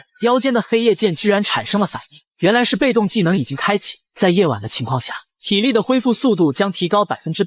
而此时的天魔也察觉到了黑夜剑的异常，真是一把好剑啊，好到让人不自觉的想要拥有。这个不可以，因为有个很爱唠叨的大叔，如果把他给您了，我会被他烦死的。这把剑是出自赫菲斯托之手的吗？如果是他的话，确实挺烦人的。您认识那位大叔吗？不认识，只是碰巧摸到过几次出自他之手的剑而已。好了，闲聊到此为止，开始进行最后一个考验吧。金幽园听后摆了摆受伤的手，我胳膊还处于受伤的状态，简单活动一下没有问题，但要是战斗还是需要时间恢复的。然而天魔大人只是转身走去，无妨，反正接下来用不到你的胳膊。看着离去的天魔，金幽园心里吐槽道：这老怪物也不给点时间恢复下，就直接让我挑战最后一个考验。可就在这时，一股浓雾突然出现，居然是阵法。这时天魔的声音传来：你小子还不快跟进来！紧接着金幽园大步的朝着天魔的方向赶去，可还没走几步，系统就传来提示：火眼正在抵御镇魂针法，抵御失败。眼见着金幽园就要陷入阵法晕倒时，只见一只大手瞬间抓住金幽园，直接将其拽离了大殿。您已进入天魔洞，即将开始天魔神教的最后一个考验。此时金幽园被带进了一个洞穴。怎么样，记住天魔灵的心法了吗？是的，现在还能将其转换成技能了。没想到这世道真是变了很多，看你战斗的模样真不错，以后就交给你了。金幽园听后心想，交给我了是什么意思？这时织弹突然出现了反应，织弹露出尖牙，织弹在吞咽口水。金幽园也突然一惊，只见眼前出现紫色的火焰，中间还有一团飘着的紫色火团，这分明就是来自塔外的力量。虽然气息有些微弱，难怪织弹来到天魔神教后会躁动不安，原来是感受到了外界的力量。与此同时，技能巨火也受到了神秘力量的影响。这是我们天魔神教的圣火。很久以前，我们在天山发现这团火焰时，就开始流传着一个预言，神教是为了守护这团火焰而存在的，而其中的真实使命就是为了寻找圣火的主人。初代天魔、第二代天魔以及我的老师都为这团火焰奉献了一生，而我也会如此。预言，您真的相信吗？天魔神教在成为门派之前，本是一个宗教，而宗教是以信仰为生的，失去了信仰便如同失去根基。经过数不清的岁月之后，塔内出现了一些强大的势力和人，而我作为天魔的职责是必须守护好圣火，所以想要进入天魔神教的人都必须通过神教的考验。那么您是以圣火为奖励创造了考验吗？没错，在考验的掩护下，便可隐藏圣火的存在并保护它，因此考验才会变得如此困难。那么除了我还有谁来到这一关？见天主，虽然这小子也看到了圣火，不过他最后失败了，完了该进行最后一个考验了。你一定要撑住，直到得到圣火的认可为止。系统通知，请玩家通过圣火的考验，若您选择放弃，考验也会立刻终止。虽然之前有过八卦炉里带了40天7天大圣事迹，但那也是在他即将登上塔的顶端时的考验。金幽园，你真的能活下来吗？尽管他已经学会了天魔灵心法，但在未知的力量面前，任何丰功伟绩都会变得毫无意义。此刻他只是个普通的人类。随即只见金幽园毫不犹豫地走向圣火。这火焰是以恐惧为养料的，而其中的力量拥有火的形态，他们会吞噬那些胆小的人类，所以最好的方法就是去感受圣火的力量，不要抗拒它。而就在此时，织弹再次躁动了起来。安分点，要是又被你全吃掉就没我的份了。真是好久没有出现这样的感觉了，这种比死亡还要恐怖的感觉，让人失去理智的存在。外界曾经面对他们战斗的日子，若是我对这份力量产生恐惧的话，便会失去控制它的资格。虽然我不知道你的真实身份，但如果你是来自外界的话，那我可比任何人都熟悉。只见金幽园此时迈着沉重的步伐走进火焰中央，回想到过去的一切，那冲破天际的绝望和陷入无尽的挫折，最后选择回到过去，从底层开始登塔。如今我没有变弱，反而变得更加强大。我来到这里的理由只有一个，那便是打败你。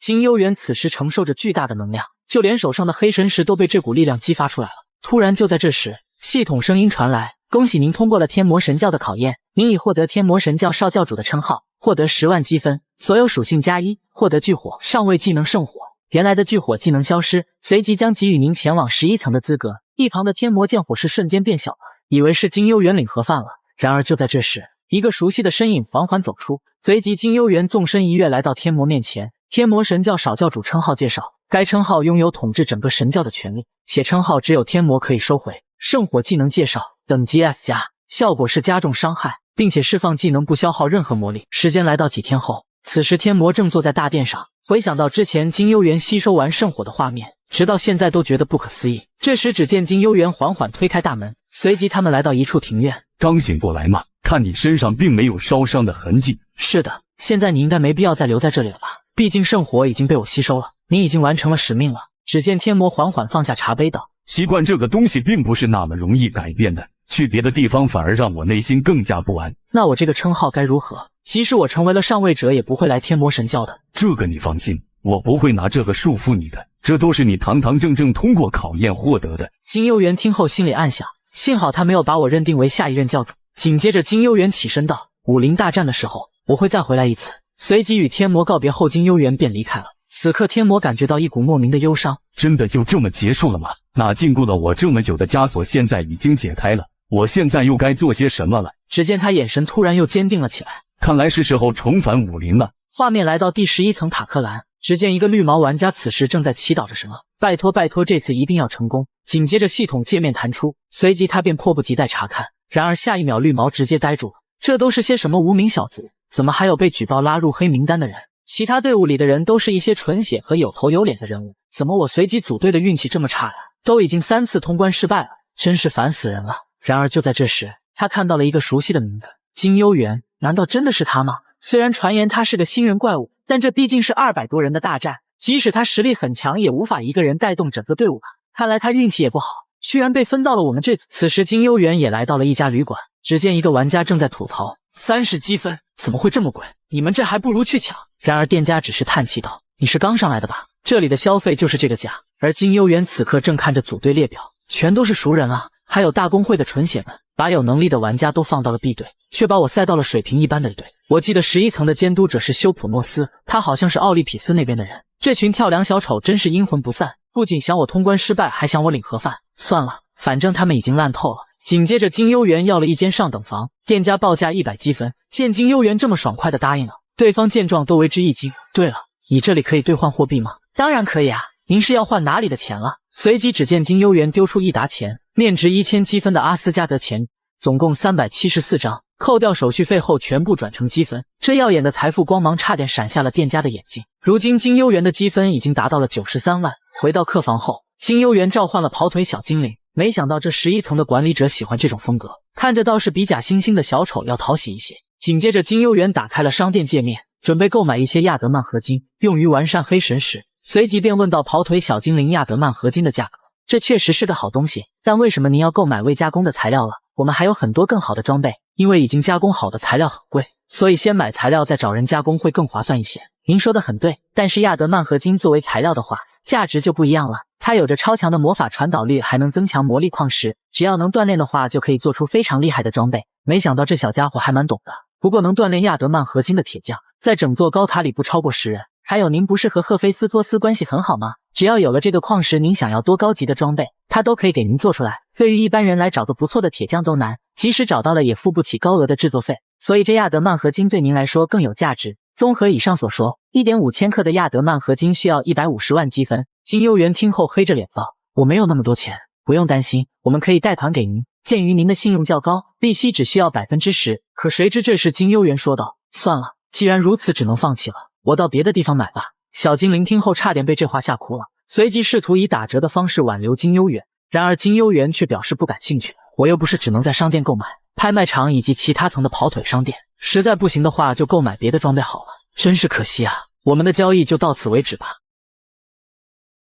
跑腿小精灵听后急了，赶紧将价格打折到100万。可金幽园此时依旧不买账，你要真想我购买的话，价格我只接受85万。可恶啊，这家伙真会杀价。但是像他这种有钱人真是百年难得一遇。随即小精灵含泪说道，客人90万怎么样？85万我真的亏得裤衩都没了。可当对方见金幽园依旧皱眉不理会，最后只能含泪答应了。交易完后，小精灵便快速的消失了。真是的，跑这么快干什么？我有那么讨厌吗？现在最重要的是把亚德曼合金交给大叔，即使是传说级工匠，锻炼合金也需要1个月时间。等考验结束后，我得马上下去看看。距离考验还有1周时间，接下来也没什么事，只能到处逛逛了。高贵的纯血出身，父亲是中间工会武林的干部，拥有杰出的才能和实力，江湖人称天台玩家南宫勋。此时只见几人刚刚猎杀完凶兽，这就是11层最高难度的地牢吗？按照这个速度，应该只有我们最先通关吧？也不看看我们团队中有谁。这时南宫勋说道：“行了，快点行动吧，早点结束，早点休息。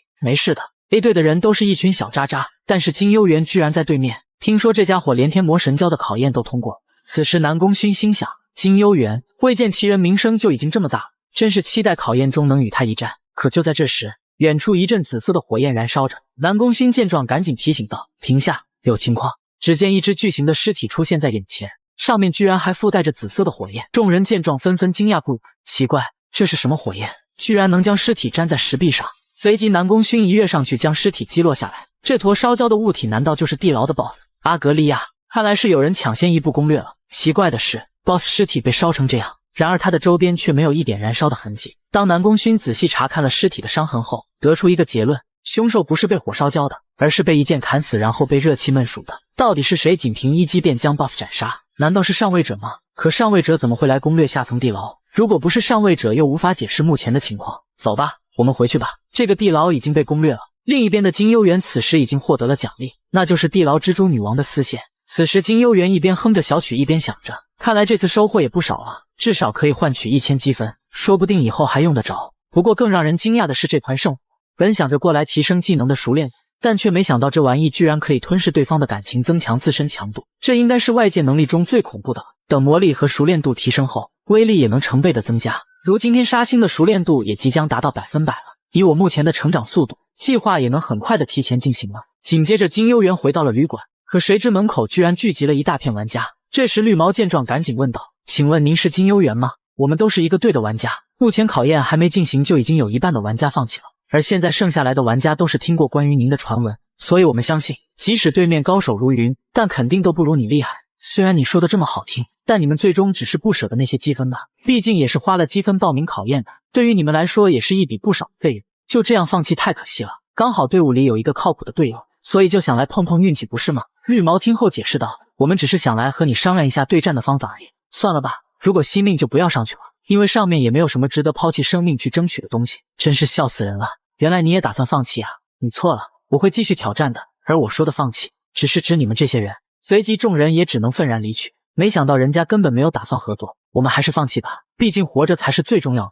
而此时的绿毛却只是紧咬牙关，面露憎恨地说出了3个字：金幽园。一栋豪宅中，11层管理员诺斯正坐在沙发上，没想到两队的人数差距会这么大，总参赛人数251人，而 A 队只有51人，看来他们又要诅咒我一段时间了。毕竟这个测试考验太不公平了。金幽园，接下来你又该如何应付？居然敢得罪奥林匹斯，只要我把这项工作做好，自然也会得到不菲的回报。随即只见诺斯骑着金牛准备赶往测试场地，而就在这时，赫拉夫人突然发来传讯。与此同时，另一边的黑暗森林，金幽园此时看着两队的测试人数，很明显这是个陷阱，看来上面的那些臭虫已经按耐不住了。这时管理员诺斯来到现场，随即讲解了此次考验的规则。只见他手持2面旗子，规则很简单，上面的数字代表着你获得了多少旗子。想要获得红旗，就必须前往黑暗森林，里面有着各式各样的魔兽，而红旗就放在里面。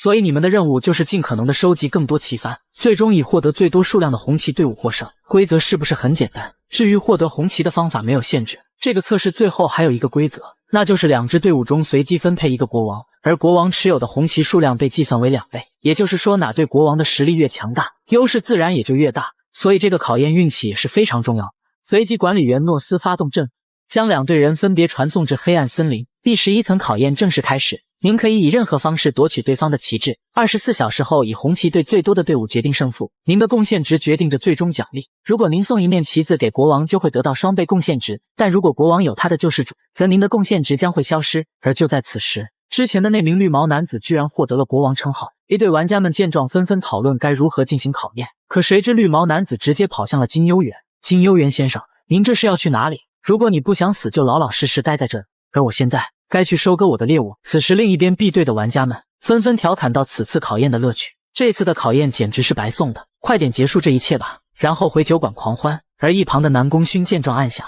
目前整个团队都松懈了下来，即使两边的人数相差4倍，但也不能完全放松警惕。而就在这时，一个声音传来，你看起来很紧张。随即南宫勋的目光看去，你就是罗埃尔吗？很荣幸您知道我的名字。看着对方散发出的实力，南宫勋感到震惊，难怪他的绰号叫天使，这么特殊的能力实属罕见。你不觉得奇怪吗？两队之间的差距这么大，面对南宫勋的质疑，罗埃尔并没有在意，这应该只是巧合吧。在这个强者的世界里，任何事情都不存在巧合。紧接着罗埃尔问道，我们队伍的国王吗？现在这些玩家们又有谁会在乎国王是谁？此时南宫勋回想到，在测试开始之前，他曾看到队伍中有人发出光芒，可奇怪的是，自己居然完全不记得对方的样子。此时另一边的绿毛正看着两队的情况，自己这队获得59面红旗，而 B 队已经获得了110面红旗。绿毛见状心里暗想，目前两边的差距并不是很大，其中大部分的红旗都是金幽园获得的。回想到之前找他时，虽然看起来并不愿意合作，但毕竟大家都是一个团队的。当 A 队的玩家们正准备休息片刻时，远处的丛林中突然传来一响，都叫你们小心脚下啊！这下好了，居然被人家听到了。只见一群 B 队的玩家们纷纷走出，随即只见队友们纷纷被送去领盒饭。绿毛见状吓得整个人都呆住了。A 队的玩家们见状只能四散而逃，随即对方也发现了国王绿毛。就当对方持刀准备送走绿毛时，一个熟悉的身影突然出现，没错，正是金幽园。只见他嘎掉对方说道，都叫你们待在原地，不要到处乱跑，为什么就是不听了？此时的绿毛见状，眼睛里满是幸福的眼泪。B 队的玩家们见金幽园回来了，身体被吓得不自觉地发抖，随即只见金幽园冲向对方，有些人见状直接掉头就跑，有几个不怕死的小嘎嘎还想硬刚，可没过一会就被送去领了盒饭。而那些逃跑的人最终还是被金幽园追上了，最后只能跪地求饶。紧接着几人纷纷上交了红旗和全部身家，看着收刮上来的旗幡，金幽园露出了满意的表情。一旁的绿毛见状心里暗想，能和这样的人成为队友真是太幸福了。随即金幽园问道，其他队友去哪了？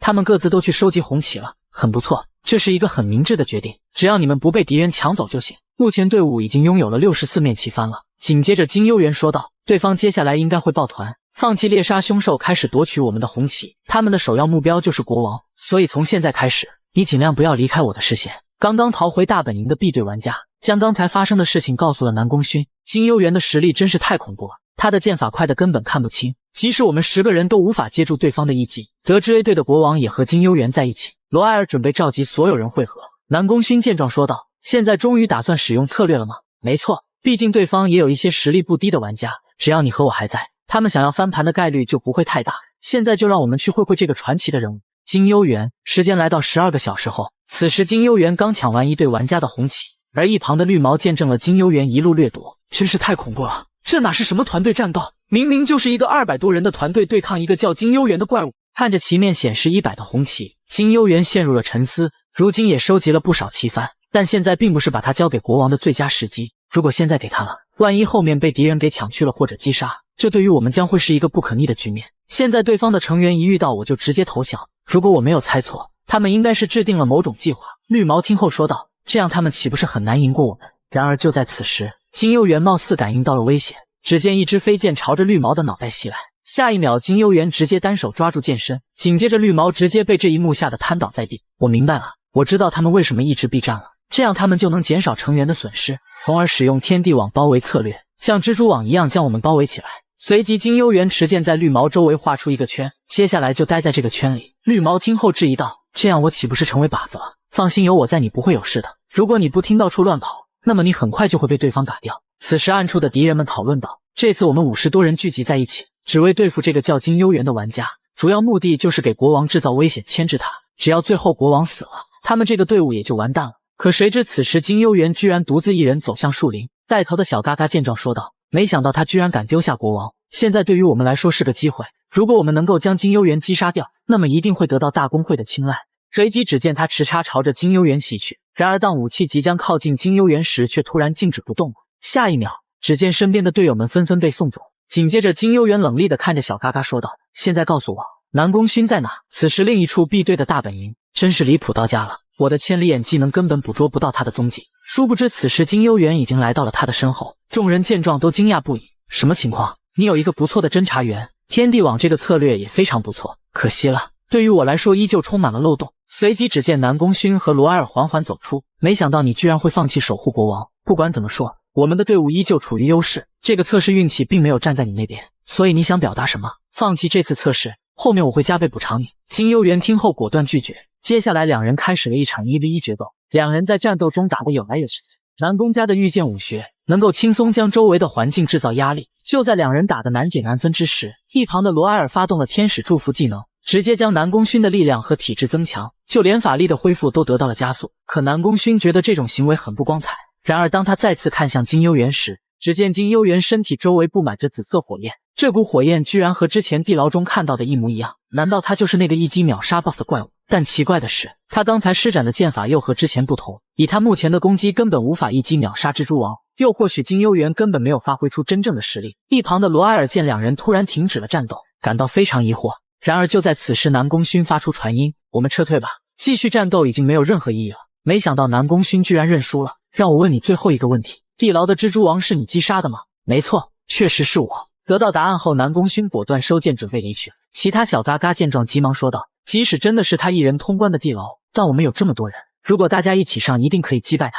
200多人对战一人，这又有什么意义了？在我看来，金幽园值得通过这场测试。你们可以选择继续战斗，但我们会选择离开。”罗埃尔听后说道：“你是个懦夫，不像传言听说的那样，随便你怎么说。比起那些，我更重视队友的生命。”随即南宫勋便带领着自己的伙伴离开。南宫勋一伙人离开后，而远处的罗埃尔依旧站在原地。这时金幽园突然陷入了赫拉克勒斯的回忆，能不制造杀戮就尽可能的避免，毕竟他们未来也有可能成为并肩作战的伙伴。这就是我为什么喜欢他的地方，他是一个从不违背诺言的英雄。只可惜我并不是什么英雄。随即只见金幽园冷厉道：“我希望你们自觉退出，不然后果自负。”面对金幽园最后的警告，罗埃尔直接选择无视。只见他抬手发动技能神圣的祝福，紧接着身后的小嘎嘎们纷纷冲向金幽园。金幽园见状直接发动技能圣火，随即火焰瞬间将众人包围。只见火焰化成一个巨型的骷髅怪，伴随着恐惧的增长，骷髅头也变得越来越大。一旦能量过于庞大，操控的难度也随之增加。而此时被圣火包围的小嘎嘎们还在苦苦挣扎。金幽园见状心想，没想到这些家伙居然还能动，看来这小妮子的实力也不简单了。然而就在这时，罗埃尔连续发动了2个技能，天使的翅膀和巨人的力量。什么情况？我给每个玩家的效果增幅居然完全没有用。面对金幽园的紫色火焰，他们依旧感到恐惧，无法行动。这样下去，别说攻击到他，就连靠近都无法实现。随即罗埃尔直接发动最强一击审判之剑，只见一把巨型的金色圣剑朝着金幽园袭去。然而金幽园见状，手持黑夜剑，轻轻一挥就将金剑轻松击碎。众人见此情景，直接吓得愣在当场。这时的罗埃尔终于理解南宫勋临走之前的话，随即他用心灵传音命令众人准备撤退。想走可以，你们的旗子给我留下。你居然听得到我们的传音？金幽园听后心想，就你们这表情还用听吗？猜都猜得到你们想跑路。交接完旗子后，罗埃尔问道：“金幽园真的不打算改掉我们吗？即使你现在得到旗子，但我们依旧可以继续收集更多的。听说你还拒绝了上位者的拉拢，只要你能加入我们的工会，我保证你的待遇会比我还要丰。”面对小妮子的拉拢，金幽园依旧果断拒绝。见拉拢不成，小妮子还想加金幽园好友，可惜最终还是被拒绝了。我这也是为你的未来着想，光靠你自己一个人是无法攀登这座高塔的，为什么要选择一条这么艰难的路径？或许这就是他为什么能够变得这么强的原因。这座高塔早已被那些工会腐败透了，贪婪和不信任会毁掉一切。在高塔坍塌之前，我必须变得足够强大，这样才能凝聚众人的力量。所以我根本不需要那些所谓的帮助，没有工会我也能攀登这座高塔。画面来到国王这边，金幽园队伍的国王绿毛此时依旧待在画好的圈圈里。可恶啊，那家伙什么时候回来？这周围真是太可怕了。话音未落，只见远处一段火球朝着绿毛袭来，没想到这家伙居然躲开了。这时只见一群玩家缓缓走出道：“你这么傻乎乎站着不动，是想让我们送你去领盒饭吗？”回想到金幽园的话，不管如何都不要走出这个圈圈。可面对敌人的步步逼近，绿毛内心开始有点动摇。可即使现在想逃跑，也照样会被抓住。算了，尽管如此，我也要拼一拼。我相信金幽园会回来的。真是笑死人了，这家伙居然还想着反抗。紧接着只见几把飞刀朝着绿毛袭去，随后又被一人持剑击伤。就当那人准备一击送走绿毛时，突然身后一道虚影缓缓出现，下一秒，刚刚那人就被一击送去领了盒饭。众人见状惊讶不已，只见一个虚影状态的金幽园漂浮在空中，这是金幽园的一个技能灵魂分身，当被保护者受到生命危险时，会及时出现化解危机。画面来到金幽园这边，没想到和罗尔的谈话会这么久，不过最后的结果我很满意，只要对方能遵守诺言，就不会有任何问题。随即只见金幽园冷厉地看向一旁的树林，出来吧，人都已经走了。下一秒，只见一个黑色斗篷的神秘人缓缓现身，真有趣，你是什么时候发现我的？果然如传闻那样非常聪明，就连使用的火焰都那么特殊，拥有自主意识，可以指定攻击目标，真让人忍不住想要得到啊！可谁知金幽园的下一句话直接让对方傻了。考官，你装成这副模样来这里干什么？只见神秘人突然一愣道：“你可以看到我的脸吗？我看得非常清楚，真是个恐怖的家伙，居然拥有可以看透幻象的技能。”紧接着对方脱下斗篷道：“我真的很惊讶，本以为你一开始会打算与队友一起出战，可没想你居然凭借一己之力击败敌对的全部主力。眼前的这个男人就是普洛斯，是一名幻境大师，并且还是奥林匹斯公会的成员。一个上位者居然干扰玩家的正常比赛，就连管理者都没法插手，说明上面的人用了不少手段啊！看来这些臭虫是真的很想除掉我。”只见金幽园释放圣火准备战斗，就在这时，普洛斯突然收到了新的消息，内容是尽一切手段击杀金幽园。真不敢相信上面会这么重视一个玩家，或许接下来的战斗就是答案。随即普洛斯发动技能黑暗之夜，该技能可让一定区域的生命体陷入睡眠，紧接着金幽园便慢慢的失去意识。正当普洛斯掏出匕首准备送走金幽园时，可谁知金幽园突然苏醒，随即手持黑夜剑一击破空斩袭去。真是卑鄙，你这家伙居然假装陷入幻境，那又如何？相比较你们，我这只是一点小手段，就算如此你也改变不了结果。系统提示：受技能黑暗之夜影响，耐力法力恢复速度提高 200%。 你错了，在这个世界上拥有黑夜力量的人可不只有你。幻境大师相当于一个近距离的法师，普洛斯属于暗属性的法力，想要彻底击败对方还是相当困难。不过面对这样的对手，我还是非常有信心的。紧接着双方持剑冲向彼此，大战一触即发，两人的战斗相当激烈。只见普洛斯一击破空斩袭来，金幽园惊险避开。就趁现在，金幽园一击半月斩击中对方，可没想到只是击中普洛斯的残影。随即只见普洛斯突然闪现到侧面，手持大剑即将劈中金幽园时，下一秒只见周围的圣火突然猛烈燃起，巨大的热量直接将普洛斯逼得连忙后撤。紧接着金幽园操控圣火朝着对方袭去。可恶，这家伙的火焰怎么越来越猛烈？这种感觉不像是真的热，而像是被一团有意识的火焰侵蚀着个人情绪。不仅如此，火焰的威力随着恐惧的程度在逐渐增长，这家伙的实力真恐怖。随即两人持剑再次互相劈砍，周围的石块也被他们剑气击成碎块。普洛斯此时心里暗想，以金幽园目前的实力，要是继续成长下去成为上位者，真不知道最后会成为什么样的怪物，所以我必须趁现在将他击杀，不然后患无穷。紧接着普洛斯发动一击大招月球之梦，只见天上的月亮突然炸开，无数的碎石朝着大地袭来。金幽园见状说道：“你这样做就不怕招来管理员吗？我只效忠于奥林匹斯，你根本无法理解我们伟大的事业。”金幽园听后心里暗想道：“什么伟大的事业？和我相比，这些都只是笑话。为了挽救未来，为了那数十亿人的生命，为了兑现伙伴们的承诺，我需要背负的责任没有人能够承受。”紧接着无数的碎石直接将金幽园吞噬。普洛斯见状大笑不已，虽然我已经触犯了高塔的罪行，但这一切都是为了奥林匹斯。然而下一秒，只见金幽园突然闪现到普洛斯的身后，直接一击透心凉刺中对方。此时的普洛斯眼里满是恐惧和惊讶，可恶，怎么可能？月球之梦是一种将恐惧变为现实的技能，即使这家伙拥有看透幻境的眼睛，但面对如此恐怖的攻击也不可能没有一点恐惧。你这家伙的眼睛究竟是什么？随即只见金幽园淡淡的回应道：“想学吗？那就关注嘎嘎说漫画，我教你啊。”此时身负重伤的普洛斯嘴硬道：“这一切还没结束，既然幻境无法对付你，那我就用其他办法。”可正当他准备发动技能时，只见一个庞大的身躯突然出现在他身后，紧接着一个大巴掌过来，直接将普洛斯打趴下。普洛斯抬眼一看到，原来是管理员大人，我知道错了，是奥林巴斯那个家伙叫你来的吗？还是另外几个家伙？都不是的，这都是我自己的意愿。所以你愿意自己承担所有的责任是吗？面对管理员的威压，普洛斯此时如同一个犯了错的孩子。既然如此，你的审判督察头衔将被剥夺，就连奥林巴斯在11层的权力也将被全部接管。普洛斯听后还想解释，然而管理员大人毫不犹豫的一拳打去，直接将普洛斯击退数米，倒地吐血。作为一个审查员，居然干扰玩家的比赛，真是不可饶恕！老老实实待在罪恶地狱，经历数千年的惩罚吧。随即管理员大步走去，大手按住普洛斯的头，直接将他送往罪恶地狱。解决完这一切后，管理员大人吐槽道：“又是你这个爱惹事的家伙，金幽园。没办法呀，谁让你们这些管理者这么忙，不然也轮不到我自己面对。一个管理者拥有的实力足以媲美顶级上位者，但只要他不违背塔的规则，就没什么可害怕。”紧接着金幽园吐槽道：“这次的比赛我感觉从一开始就被人动了手脚，所以必须得有人来承担责任。”你猜的没错，等比赛结束后我会补偿你的。你不会骗我吧？我可是管理员，别把我和那些臭虫放在一起。来人了，这次的谈话就先这样吧。随即管理员大人便消失不见了。紧接着，只见南宫勋一行人缓缓走出道：“这一切都是计划好的吗？奥林匹斯做的这些事。”另一个人接着说道：“即使如此，应该也只是普洛斯自己的意愿，怎么可能？这么大的问题，他一个督察怎么完成？上面的人肯定也参与了。要是参赛者们都知道了这事，整个高塔都会陷入混乱。难道你们想参与高层之间的争斗吗？”几人听后身体一颤，便不再说了。真没想到金幽园居然凭借一己之力抗衡普洛斯，这家伙如今的实力堪比过去的齐天大圣等。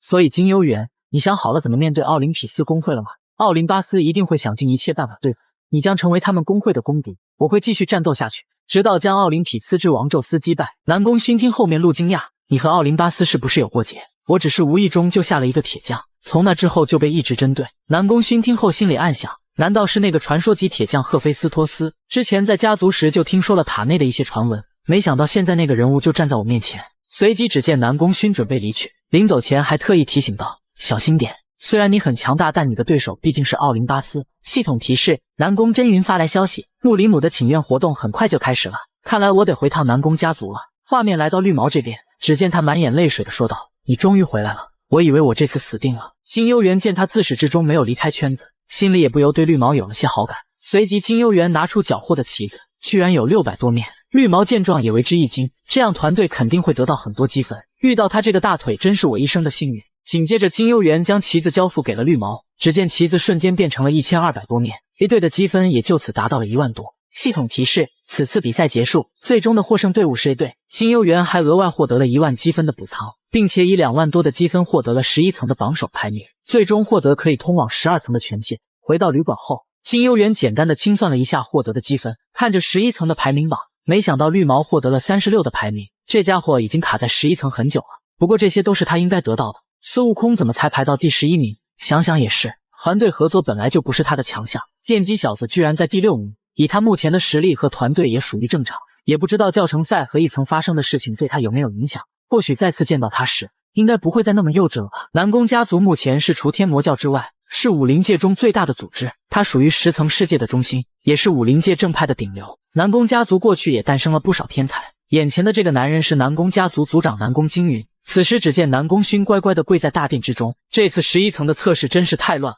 是的，直到管理员大人的介入才就此平息。奥林巴斯需要打造一把神器，因此需要赫菲斯托斯，但由于金幽园的干涉，他们没能带回他，所以金幽园才会处处被他们针对。你队员中有一个人是阿斯加德的人吧？没错，他的名字叫基米泰美。所以阿斯加德发现这件事只是时间问题。金幽园，他现在正处于一个巨大的风暴之中，这次武林大会的比赛可能会有点乱。画面来到金幽园这边，此时他正在第19层考试，这操控火焰的手法真是越来越熟练了。这家伙真是太恐怖了，这速度和命中率，再这样下去，他真的会创造出第19层的最高纪录。系统提示：您已击中1000个目标，成功通过考验，获得5万积分，所有属性值+1，您获得了通往20层的权限，成绩还不错，这里非常适合训练。这次是第一次尝试使用长矛配上圣火攻击。回到旅馆后，金幽园召唤了商店精灵购买了一些材料，这次的积分比预期高很多，成长速度和成绩都比原计划要快很多。塔的考验难度每隔10层会逐渐增加，但奖励也变得更加丰富。等到了20层后，事情会变得棘手起来。在此之前，我需要强化一下神秘力量和各方面属性值。目前最有效的方法就是吃各种高等级的丹药，一颗丹药就价值100万积分的灵药，而且这种丹药3年才会制作一次。想要得到这种丹药，只有参加这届的武林大会。看来是时候回武林界了。第10层武林大会即将开始，此时街道上聚集各派的武林人员。这次最有希望夺冠的是南宫家的天才，而且这届的主办方也是他们家族。等等，我这有大新闻，据说金幽园也会参加这次武林大会。本以为他这次会前往下一层，没想到他对这个也感兴趣，或许他是为了这次奖励才来的。看来这次的比赛会非常精彩。画面来到金幽园这边，此时他正不断地拒绝各方势力的拉拢。眼前的这个半兽人是存活了1200多年的罗里尔。先别急着拒绝啊，至少听我把话说完啊，你这样也太不礼貌了。然而话音未落，后面一个声音传来道：这不是罗里尔大师吗？听说你最近的情况很糟糕啊。我是萨里尔，来自西岸公会，你就是金幽园吧？西岸公会的人你总不会拒绝吧？萨里尔很快就会成为大天使，没想到他居然亲自前来。你已经是今天的第13个人了。好的，明白了。如果你改变主意了，可以随时联系我，我们西岸公会一定会给你非常高的待遇。即使如此，我也不会联系你的。就在这时，一只手突然伸过来将名片夺去，随即电击小子将名片瞬间烧成灰烬道：这才是我熟悉的金幽园。那我呢？我也应该离开吗？你也可以离开，可恶，你这个家伙真是一点面子都不给。好了，我开玩笑的，进来吧。一旁的两人就这样直接被无视了。见此情景，萨里尔和罗里尔都愣在当场。随即金幽园和电击小子有说有笑的进入客房。队长，这也太过分了，一点待客之道的礼仪都没有。而一旁的罗里尔却表现得无所谓。至于萨里尔，此时他的脸上满是愤懑。画面来到房间内，你这小子的房间真豪华，这得需要多少积分啊？我这段时间不是在刷分就是在攀登高塔，现在好不容易休息，当然要住得舒服。忽然这时门外传来敲门声，金幽园先生你在吗？我能和你谈谈吗？算了，别理这些家伙，这么好的房间都不能安心休息，太浪费了。不过也是，你现在可是整座高塔的大明星。对了，你的那些队友啊，他们有人失败了吗？没有，全部都获得了排名，毕竟他们都有这个实力和资格。我听说了很多关于你的事，你阻止了他们带走赫菲斯托斯，这样做真是太疯狂了。为什么要与奥林匹斯为敌？你应该很清楚才对。即使如此，你不还是来找我了？对这件事不满意的人大部分都是赫拉派系的人，我从不关心他们的想法。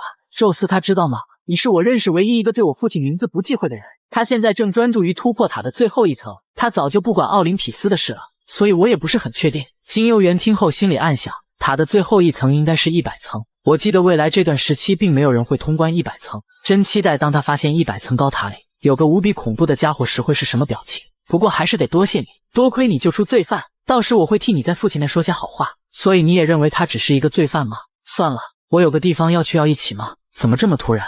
去见一下那个所谓的罪犯赫菲斯托斯。此时的赫菲斯托斯正在铁匠铺子里忙碌着。已经第4天了，果然还是太勉强了。干不干活的话，总感觉少了点什么。脑子里多半想锻造的装备是武器类，好不容易下决心制作护甲类的装备，不想就这么轻易放弃。我在第1层都能听到那小子的传奇事情，果然还是一如既往的莽撞。按时间推算，他应该快回到这里了吧？可谁知这时一个声音传来：“这里有人吗？”随即只见金幽园带着电击小子缓缓走出。我叫哈尔干。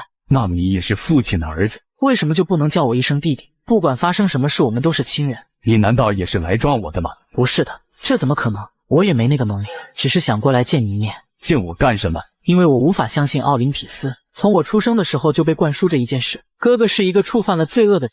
直到我得知金幽园救了您，并且告诉了我一些奥林匹斯的事，所以我想亲眼见见您，然后再做判断。所以你现在的判断是什么？这毕竟才第1次见面。对了，您没有在做武器了吗？我记得奥林匹斯可是有很多哥哥的作品。当被问到这个时，大叔脸色明显，面露悲伤。这件事还得从巨神之战说起。巨人族天生拥有强大的力量和庞大的身躯，所以是支配塔的几大势力之一，因此其他势力对巨人族又畏惧又憎恨。而当时奥林匹斯是依靠着巨人族才得以生存了下来，巨人族将奥林匹斯视为自己的同盟，所以那时的大叔也将巨人族们视为伙伴。可谁知奥林匹斯最后居然叛变，巨人族们纷纷被大叔制造的武器刺穿了心脏，以宙斯为主导掀起了这场巨神之战。从那之后，巨人族们遭到了多方势力的排挤，因为不喜欢外界投来的目光，人人都想独占所有的权力和资源。为了自己的利益，各大公会的上位者们站在了各自的对立面，因此战争就这么不断的蔓延开了。最后以巨人族的覆灭，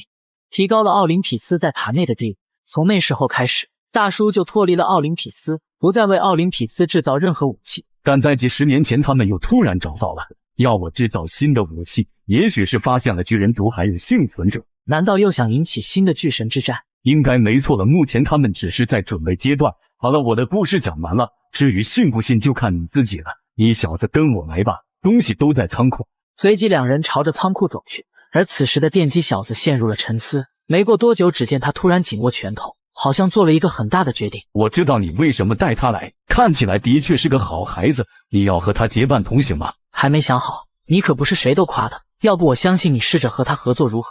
少来这套，你心里想的啥我会不知道？你不也没完全相信那家伙？现在还只是动摇时期，还不知道最终会倒向哪一边，所以还得再看看情况。随即只见大叔打开了仓库的封印，虽然按照你的意思试着做出来，但最终还是挺麻烦的。看你上次给那把剑取的名字，就知道这次不能再让你瞎取了。名字我已经取好了，就叫库内埃吧。我记得哈迪斯的头盔也叫这个名字，没想到不同种类的装备竟然可以起一样的名字。黑神石可以镶嵌在外面，但外表是无法看见的。紧接着金幽园迫不及待地戴上。这小子一直都在和上位者战斗，所以他的实力应该没有问题。但运作库内埃并不完全依靠实力，还得看使用者有没有资格。这小子真的能得到认可吗？就当金幽园戴上库内埃的那一刻，突然周围的环境变黑了，紧接着一只巨大的眼睛突然睁开道：“你是谁？这个问题不应该我问你吗？看来这应该就是库内埃的考验。我叫金幽园，奇怪，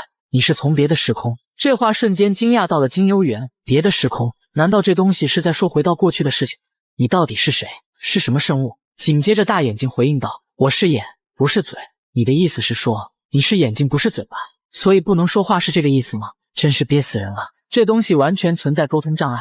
至今为止用黑神石制作而成的库内埃三大神器，并没有多少可以知道的信息。他们随着外神的入侵消失了，只是曾经听克洛诺斯说过他们的名字。过去曾是哈迪斯的头盔，现在变成手套的库内埃，这里面封印的到底是人还是黑神石？本以为可以通过这个机会好好了解库内埃，但目前这种情况就连沟通都费劲。谁知这时库内埃又吐出了几个字：“弹在哪？”系统提示：之弹正在起身。系统提示：之弹发出尖叫。然而就在这时，库内埃突然发出一道攻击，居然是超级混沌的黑暗属性魔法，只要身体触碰到就会被慢慢侵蚀粉碎，必须要躲开，不然来不及了。随即金幽园准备用圣火格挡时，突然发现原来这不是在攻击。系统提示：之弹的孵化率正在提升，15%、17%、40%。什么情况？这孵化率居然比当时吃掉八岐大蛇还要高，难道因为它们都是来自外界的原因吗？库内埃为什么要提升之弹的孵化率？随即金幽园问道：“你知道这个弹是什么吧？”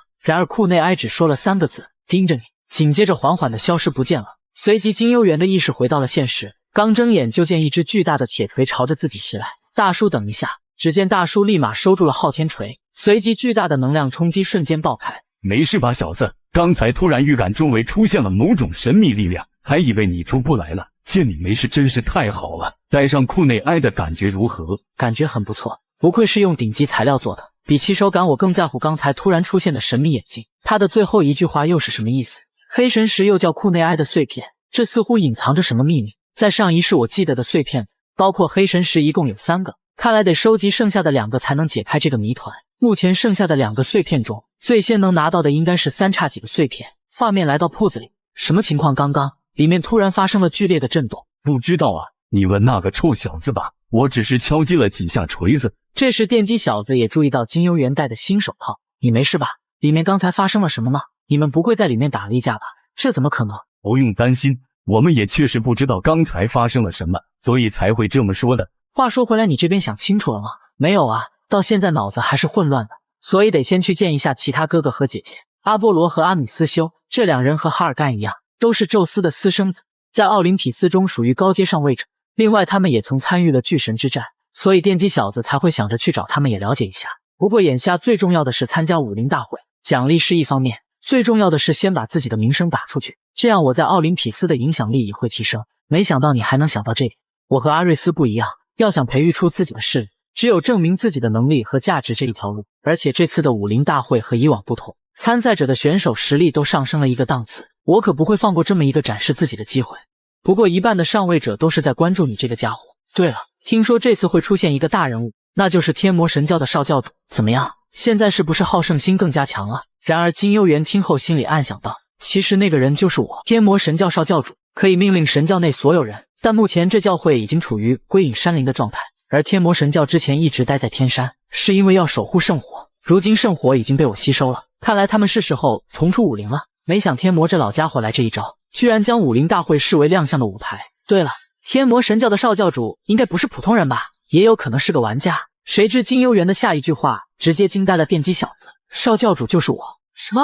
难道天魔神教的考验奖励就是少教主的位置？早知道这样我也去试试了。如果这件事被大家知道的话，你的身份地位又要涨了。无所谓了，反正对于我来说都一样。真是越来越期待明天的比赛了。时间来到第2天武林大会开幕，从数万名玩家中选出武林最强者。此时的观众席上被堵得水泄不通。你们说这次冠军会是谁啊？价值数百万积分的奖励到底会是谁的了？接下来让我们拭目以待。预备赛开始，规则如下：10名玩家同时上台比试，以此类推，直到最后的决胜者诞生。快看，仓剑门的杨巅峰也来了，没想到这个疯子也参加了，看来还是有很多人认可我的。这段时间我登塔了18层，而武林大会只允许25层以下的玩家参加，那么我的18层应该算高阶层了吧？不管如何，我都要进入决赛，提高仓剑门的地位，迎娶门主的女儿，走上人生巅峰。等等，那熟悉的面孔和那红色衣服，居然是他！真的是金幽园，众人听后纷纷看去，天啊，真的是他！这下完蛋了！可恶，预选赛就被分到和他一比。既然如此，那就先干掉这小子。那个穿红衣服的臭小子，还记得我吗？我可是一直没忘记。那时你当着众人的面害我出丑，上天对我不薄啊，真是冤家路窄。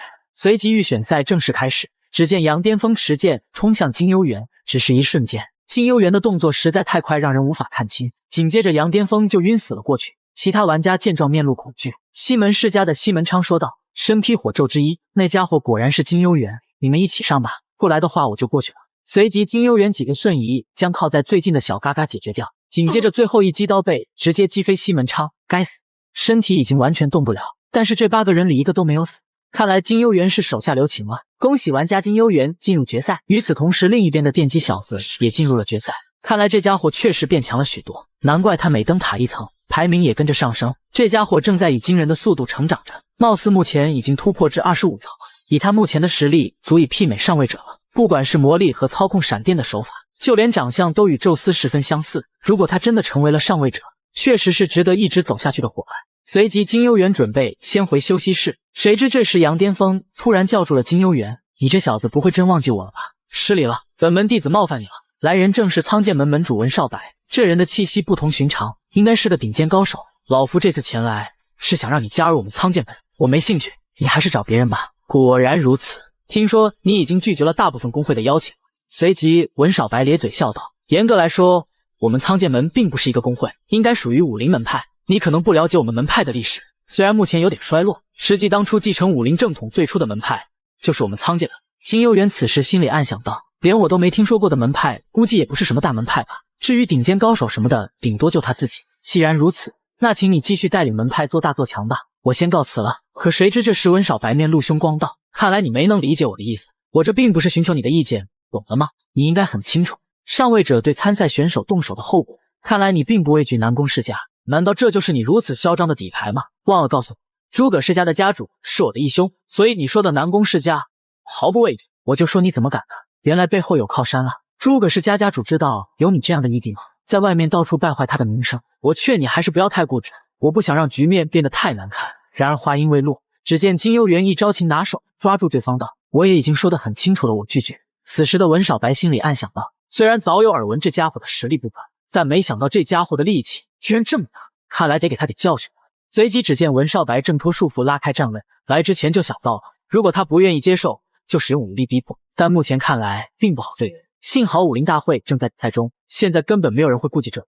所以必须尽快解决，以免招惹不必要的麻烦。然而就在这时，一个熟悉的声音传来：“我还在想您怎么还没出来，原来是遇到麻烦了。”少教主，来人正是天魔神教全天主风百灵。什么情况？他刚刚叫他少教主，金幽园明明没有加入任何门派啊！整个武林称呼教主的地方就只有天魔神教了，难道这天魔神教的少教主就是金幽园？随即只见风百灵冷厉道：“少教主这家伙怎么处理？直接将他就地正法可以吗？”算了吧，还没开始打你就出现了。而一旁的文少白心里已经慌得一批，风百灵可不是一般的高手，要是真和他打起来，我必输无疑。就算侥幸赢了，那便代表苍剑门与天魔神教不死不休。随即文少白说道：“抱歉金幽园，我不知道您是天魔神教的少教主，既然你已经有所属门派了，我这边就不打扰您了。”紧接着文少白就灰溜溜的离开了。随即金幽园问道：“全天主，天魔神教的少教主参加武林大会的消息是你们散布的吧？”“是的，因为天魔神教打算重归武林，众教都为之兴奋，应该是他们宣传出去的。当然我也是非常的热血沸腾。”金幽园见全天主狂热的状态，心里暗自吐槽道：“没想到这家伙居然还有这副模样。对了，诸葛世家的家主是苍剑门的后台，这件事你好好调查一下。好的，交给我吧。正好南宫世家的晚宴也邀请了我们，到时我去探查一番，如果真发现了什么问题，那就好好的敲打一番。少教主您要不要也参加呀？”“算了吧，这种场合我就懒得去了。”紧接着金幽园敲响了房门，随即只见天魔站在大厅中央等待多时了。“这次辛苦了。你是特意来看这场武林大会的吗？”“当然不是了，反正赢的肯定是你，没必要特地来。”紧接着天魔给金幽园的杯子倒入茶水，随着壶里的茶水倒入，天魔的魔力也随之倾泻而出，就好像瀑布一样重如千斤，就连库内埃都被激活产生了反应。不过最终金幽园还是轻松扛下来了。“果然如此，以你现在的实力，不应该会参加这种小孩子的比赛。”“没办法呀，谁让我需要大还丹啊？我又不是一个真正的武林人员，所以属性固然很重要。”“原来如此，大海丹确实是很好的灵药，全靠他武林大会才会办得如此盛大。那么教主，您又突然为什么会来这里？天魔神教是时候重返武林了，需要招收新的教徒，壮大教会，在武林占有一席之地。如今的世道已变好了，来回天山也变得方便了。之前我说过自己不适合少教主这个位置，也无法待在一个地方太久，享受了职务的便利，却没有尽自己的义务，这样大概会引起很多教徒们的不满。放心好了，我就是天魔神教的天，既然我已经认定了的事，就不会有问题。即便我有可能毁掉天魔神教也没关系吗？随即金幽园和天魔讲述了最近发生的事情。虽然我长期隐居在天山，但只要是塔内的人都知道这件事。你打算阻止第二次大战吗？是的。所以你刚刚才说自己是奥林匹斯的敌人，远航的船只怎么能因为害怕暴风雨就放弃航行？听到天魔这样的答案，金幽园心里暗想到，我明明只是一个外人，为什么会愿意拿整个神教的未来陪着我一起走下去？如果无法理解的话，那就记住这个，其他一切都不重要，只因为你是天魔神教少教主金幽园。画面来到南宫勋家的大殿，这时一个声音说道：仓剑门门主，你怎么从一开始就面露难堪？这时另一个人说道：今年的武林大会真是人才辈出，不仅有奥林匹斯的王子，还有阿斯加德的继承人，再加上天空的天使。对了，还有那个叫金幽园的人才，要是能加入我们新武门就好了。听说他之前通过了天魔神教的考验，真是个厉害的后生。谁知这时文少白一番话，直接让众人惊讶不已。金幽园是天魔神教的少教主，我亲耳听到天魔神教的风百灵称呼金幽园为少教主，他的确是个百年难遇的天才。本想和他多聊几句，没想到风百灵却杀气腾腾地挡在面前不让靠近。众人听后纷纷议论着，天魔神教做事一向如此。说的也是，魔教的人能好到哪去？自古正邪本就不两立。见大家纷纷吐槽，文少白内心暗自窃喜，在武林界中天魔神教本就是个威胁，如今得知了金幽园是魔教的人，现在他的身份瞬间被众人排斥。好了，事到如今金幽园又是武林大会的一匹黑马，我们怎么能让一个魔教的人夺得大会头衔？众人听文少白这么一说，纷纷表示有什么好主意。我也是为了武林的脸面着想，我这里倒是有一个建议。时间来到2天后，没想到决赛居然延迟了，就连对战的模式也突然变成了大乱斗。你有什么看法？只要能提前结束，倒也没什么不好。按照原来的1对1模式，比赛肯定变得非常无趣。对了，你怎么又来了？你的队友们了？他们出去逛美食和欣赏风景去了。毕竟今天是最后一天放飞自我的日子，看来他们没有进入决赛呀。对啊，一听说你也参加了武林大会，索性就直接不参加了。反正最后第1名也是你。系统提示，距离武林大会开始还剩5分钟，走吧金幽园，该我们上场了。看这小子兴奋的模样，估计等这一天等了许久。画面来到武林大会的现场，没想到这么多人呢，难道是因为电击小子？毕竟这家伙的外貌和身份都非常出众，从旅馆出来后就沉默不语，看来这家伙是真的非常重视这场比赛。这时身后一个声音传来，金幽园好久不见，还记得我吗？原来是南宫世家的南宫勋。电击小子见状道，没想到你们居然认识啊，我们一起参加了11层的考验，虽然是敌人，但也没那么糟糕，居然遇到这疯子还能活下来，你也挺厉害的。我叫哈尔干，是奥林匹斯的继承人，自称奥林匹斯的继承人好像不止你一个。电击小子听后尴尬道，我们家确实比较复杂。这时南宫勋看向金幽园，回想到当时文少白说的话，以及众人对天魔神教的针对，不能因为有实力不是武林人就排斥，你们这样违背了正侠道义。只见诸葛世家诸葛震天讥讽道，你依旧如此的天真至极，南宫勋要是害怕的话就退出好了。这家伙还真是阴险狡诈呀，就连位列武林第2的门派都这么说了。看来大家的态度基本上一致了，可即使这样又如何？最后依旧改变不了什么，毕竟这家伙的实力可不是一般的恐怖。怎么啦？你有话要说吗？你的实力很强我知道，不过这场比赛你还是小心为好。说完这话，南宫勋便离去。武林大会即将开始，请各位参赛选手立即前往竞技场。当电击小子和金幽园进入比赛场地时，只见众人杀气腾腾地看向金幽园这边。我现在终于明白南宫勋的话，先说好我对手只有你一个，你可不要提前卸菜啊。放心好了，我是不会死的。随即两人默契碰拳，准备战斗。与此同时，另一边只见天魔正缓缓走向南宫世家，而大殿中的各派门主还在沾沾自喜。这次诸葛世家家主做了一件了不起的事，差一点就让魔教的人得逞了。随即诸葛家主诸葛京回应道，我只是做了一件该做的事情，这还得依赖苍剑门门主的聪慧，等大赛结束后我一定去拜访苍剑门。众人听后纷纷附议，苍剑门门主这时嘴巴都笑歪了。而一旁的南宫家主南宫金云见众人如此恬不知耻，心里暗想道，武林这群家伙已经烂透了，如今的武林已经不再凭本事说话了，而是这群腐败家伙的敛财工具，居然让诸葛京这种卑鄙小人上位，而这家伙也借此拉拢了大部分势力，这也都怪我实力不济，就让我来推动武林的变革吧，以这次武林大会为转折点，改变武林腐败的现状。然而就在这时，比赛现场的一幕让众人惊讶不已。什么情况？面对武林人员的联手，金幽园居然安然无恙。这么多人都搞不定一个人吗？当众人的目光都被吸引过去时，殊不知天魔此时已经来到大殿之中。看来我们的少教主表现很不错啊！我来晚了，老夫受南宫世家邀请参加这次大会。居然是天武阵，众人直接被吓得瑟瑟发抖。我已经等候多时了，辛苦了天魔。众门主见状纷纷准备拔出武器，摆好战斗姿态。别怪老夫没有提醒，若是你将手中的东西拔出，可别怪老夫不客气。文少白听后只能乖乖地放下武器。听说有人提议改变比赛规则，若是按照原来的比赛规则，大会的冠军必然是天魔神教的少教主，这样有失武林人的尊严，所以最后将规则改成了大乱斗模式。各位这是怎么了？老夫看起来像是很愤怒的样子吗？不要误会，我根本不在意，反正各位精心布置的棋局终究会被撕碎。画面来到比赛现场，只见一个拿青龙偃月刀的小嘎嘎冲向金幽园，然而下一秒，小嘎嘎整个人就被击飞出去。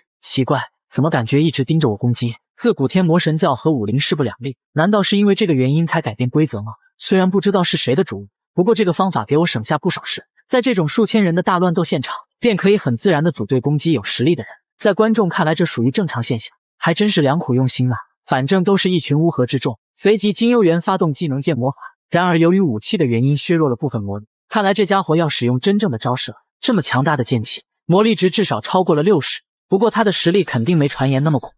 这种程度的攻击我们是完全可以应对。紧接着诸葛震天喊道：所有人趁现在，大家一起上！就当众人朝着金幽园袭来时，一个熟悉的身影突然出现。你们这群小嘎嘎，这样对人家太不公平了吧？随即诸葛震天回应道：这么说，你是要站在金幽园那边是吗？是又如何？虽然上面的人很希望我们成为朋友，也不知道是谁出的馊主意，真是愚蠢至极。见电击小子这么说，诸葛震天也为之一颤，看来被说中了。你们诸葛世家真是一成不变，总喜欢在背后耍小聪明。然而话音未落，只见电击小子瞬间冲向对方，直接一拳击中诸葛震天。可恶，他的力量好强大！你们合力去对付金幽园，他我来对付。诸葛震天的话还没说完，电击小子又是一击袭来，直接将其击退数米远。我明明听说奥林匹斯和金幽园是敌对关系，这到底是什么情况？随即只见诸葛震天被电击小子打得毫无还手之力，要不是你突然插手，我肯定很轻松就解决掉金幽园，真是笑死人！就凭你们这几个臭鱼烂虾，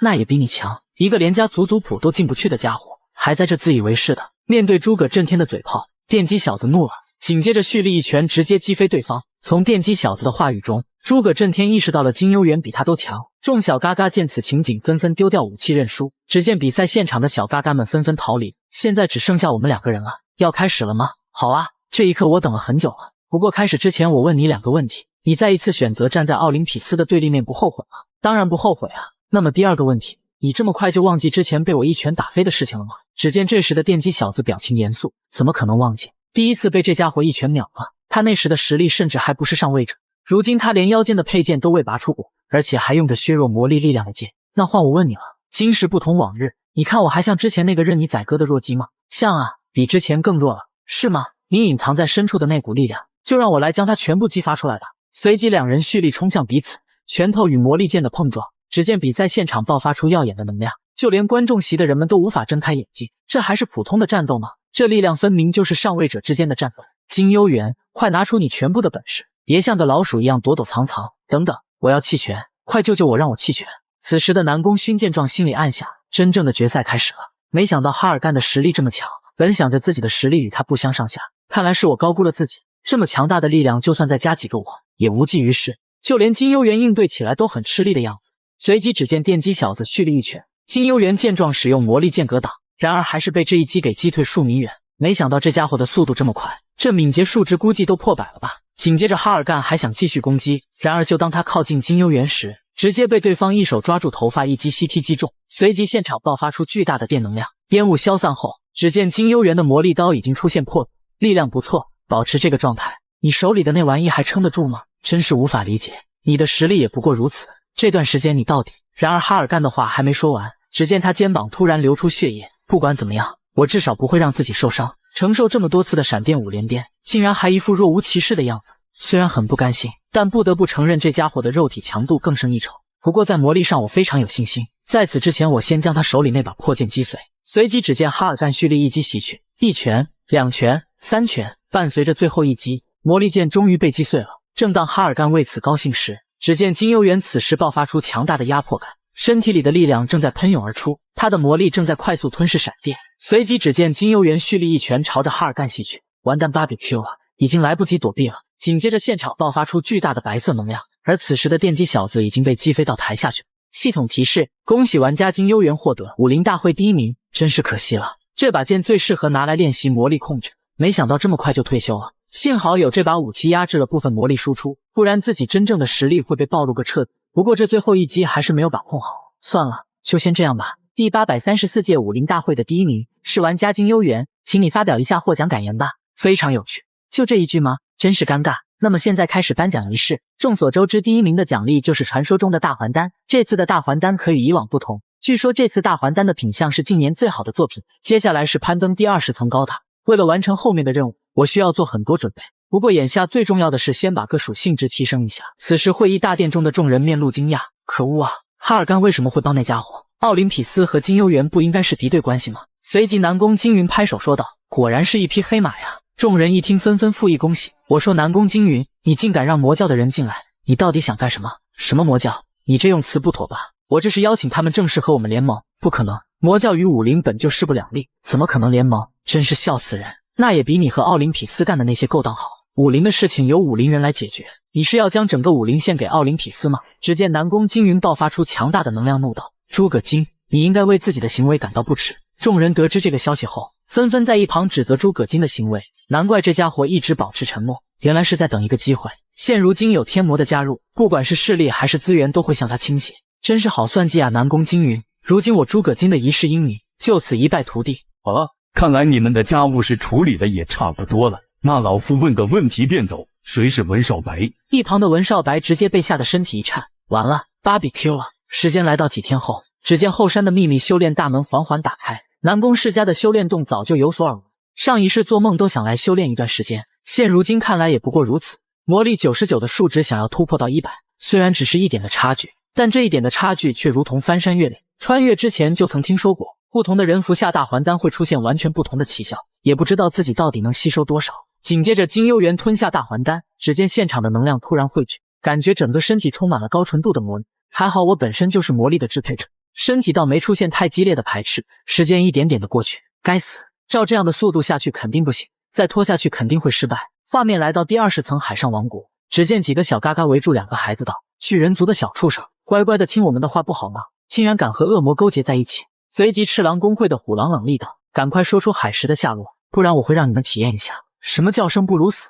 海上王国波尔图起亚是一个由12座岛屿形成的国家，这里流传着一个传说，找到海石的人会成为海洋的神。你们放过我们吧，那些都是谣言，这可是从奥林匹斯那的来的消息，说是巨人族将海石藏了起来。你们明明知道我们是敌对关系，还相信这种话，无所谓了，消息的真假不重要，谁让你们运气不好，反正20层杀掉几个巨人族也没人注意。然而就在这时，一个熟悉的声音传来：现如今还有你们这种无耻之人啊，臭小子，别在这趁英雄快滚。虎狼见来人走近时突然一惊，这一身衣服难道是？随即金幽园开启技能火眼，感知的提升度正在快速上升 30%、50%， 回响在洞穴里的最后一刻，最终将魔力突破至100，并且获得了特定属性技能感知地带。该技能可以感知方圆50米以内所有事物和生物信息。没错，就是他了，这次武林大会的第1名金幽园。感谢一直的支持和观看，《与神》第1季就此完结，让我们敬请期待第2季的到来。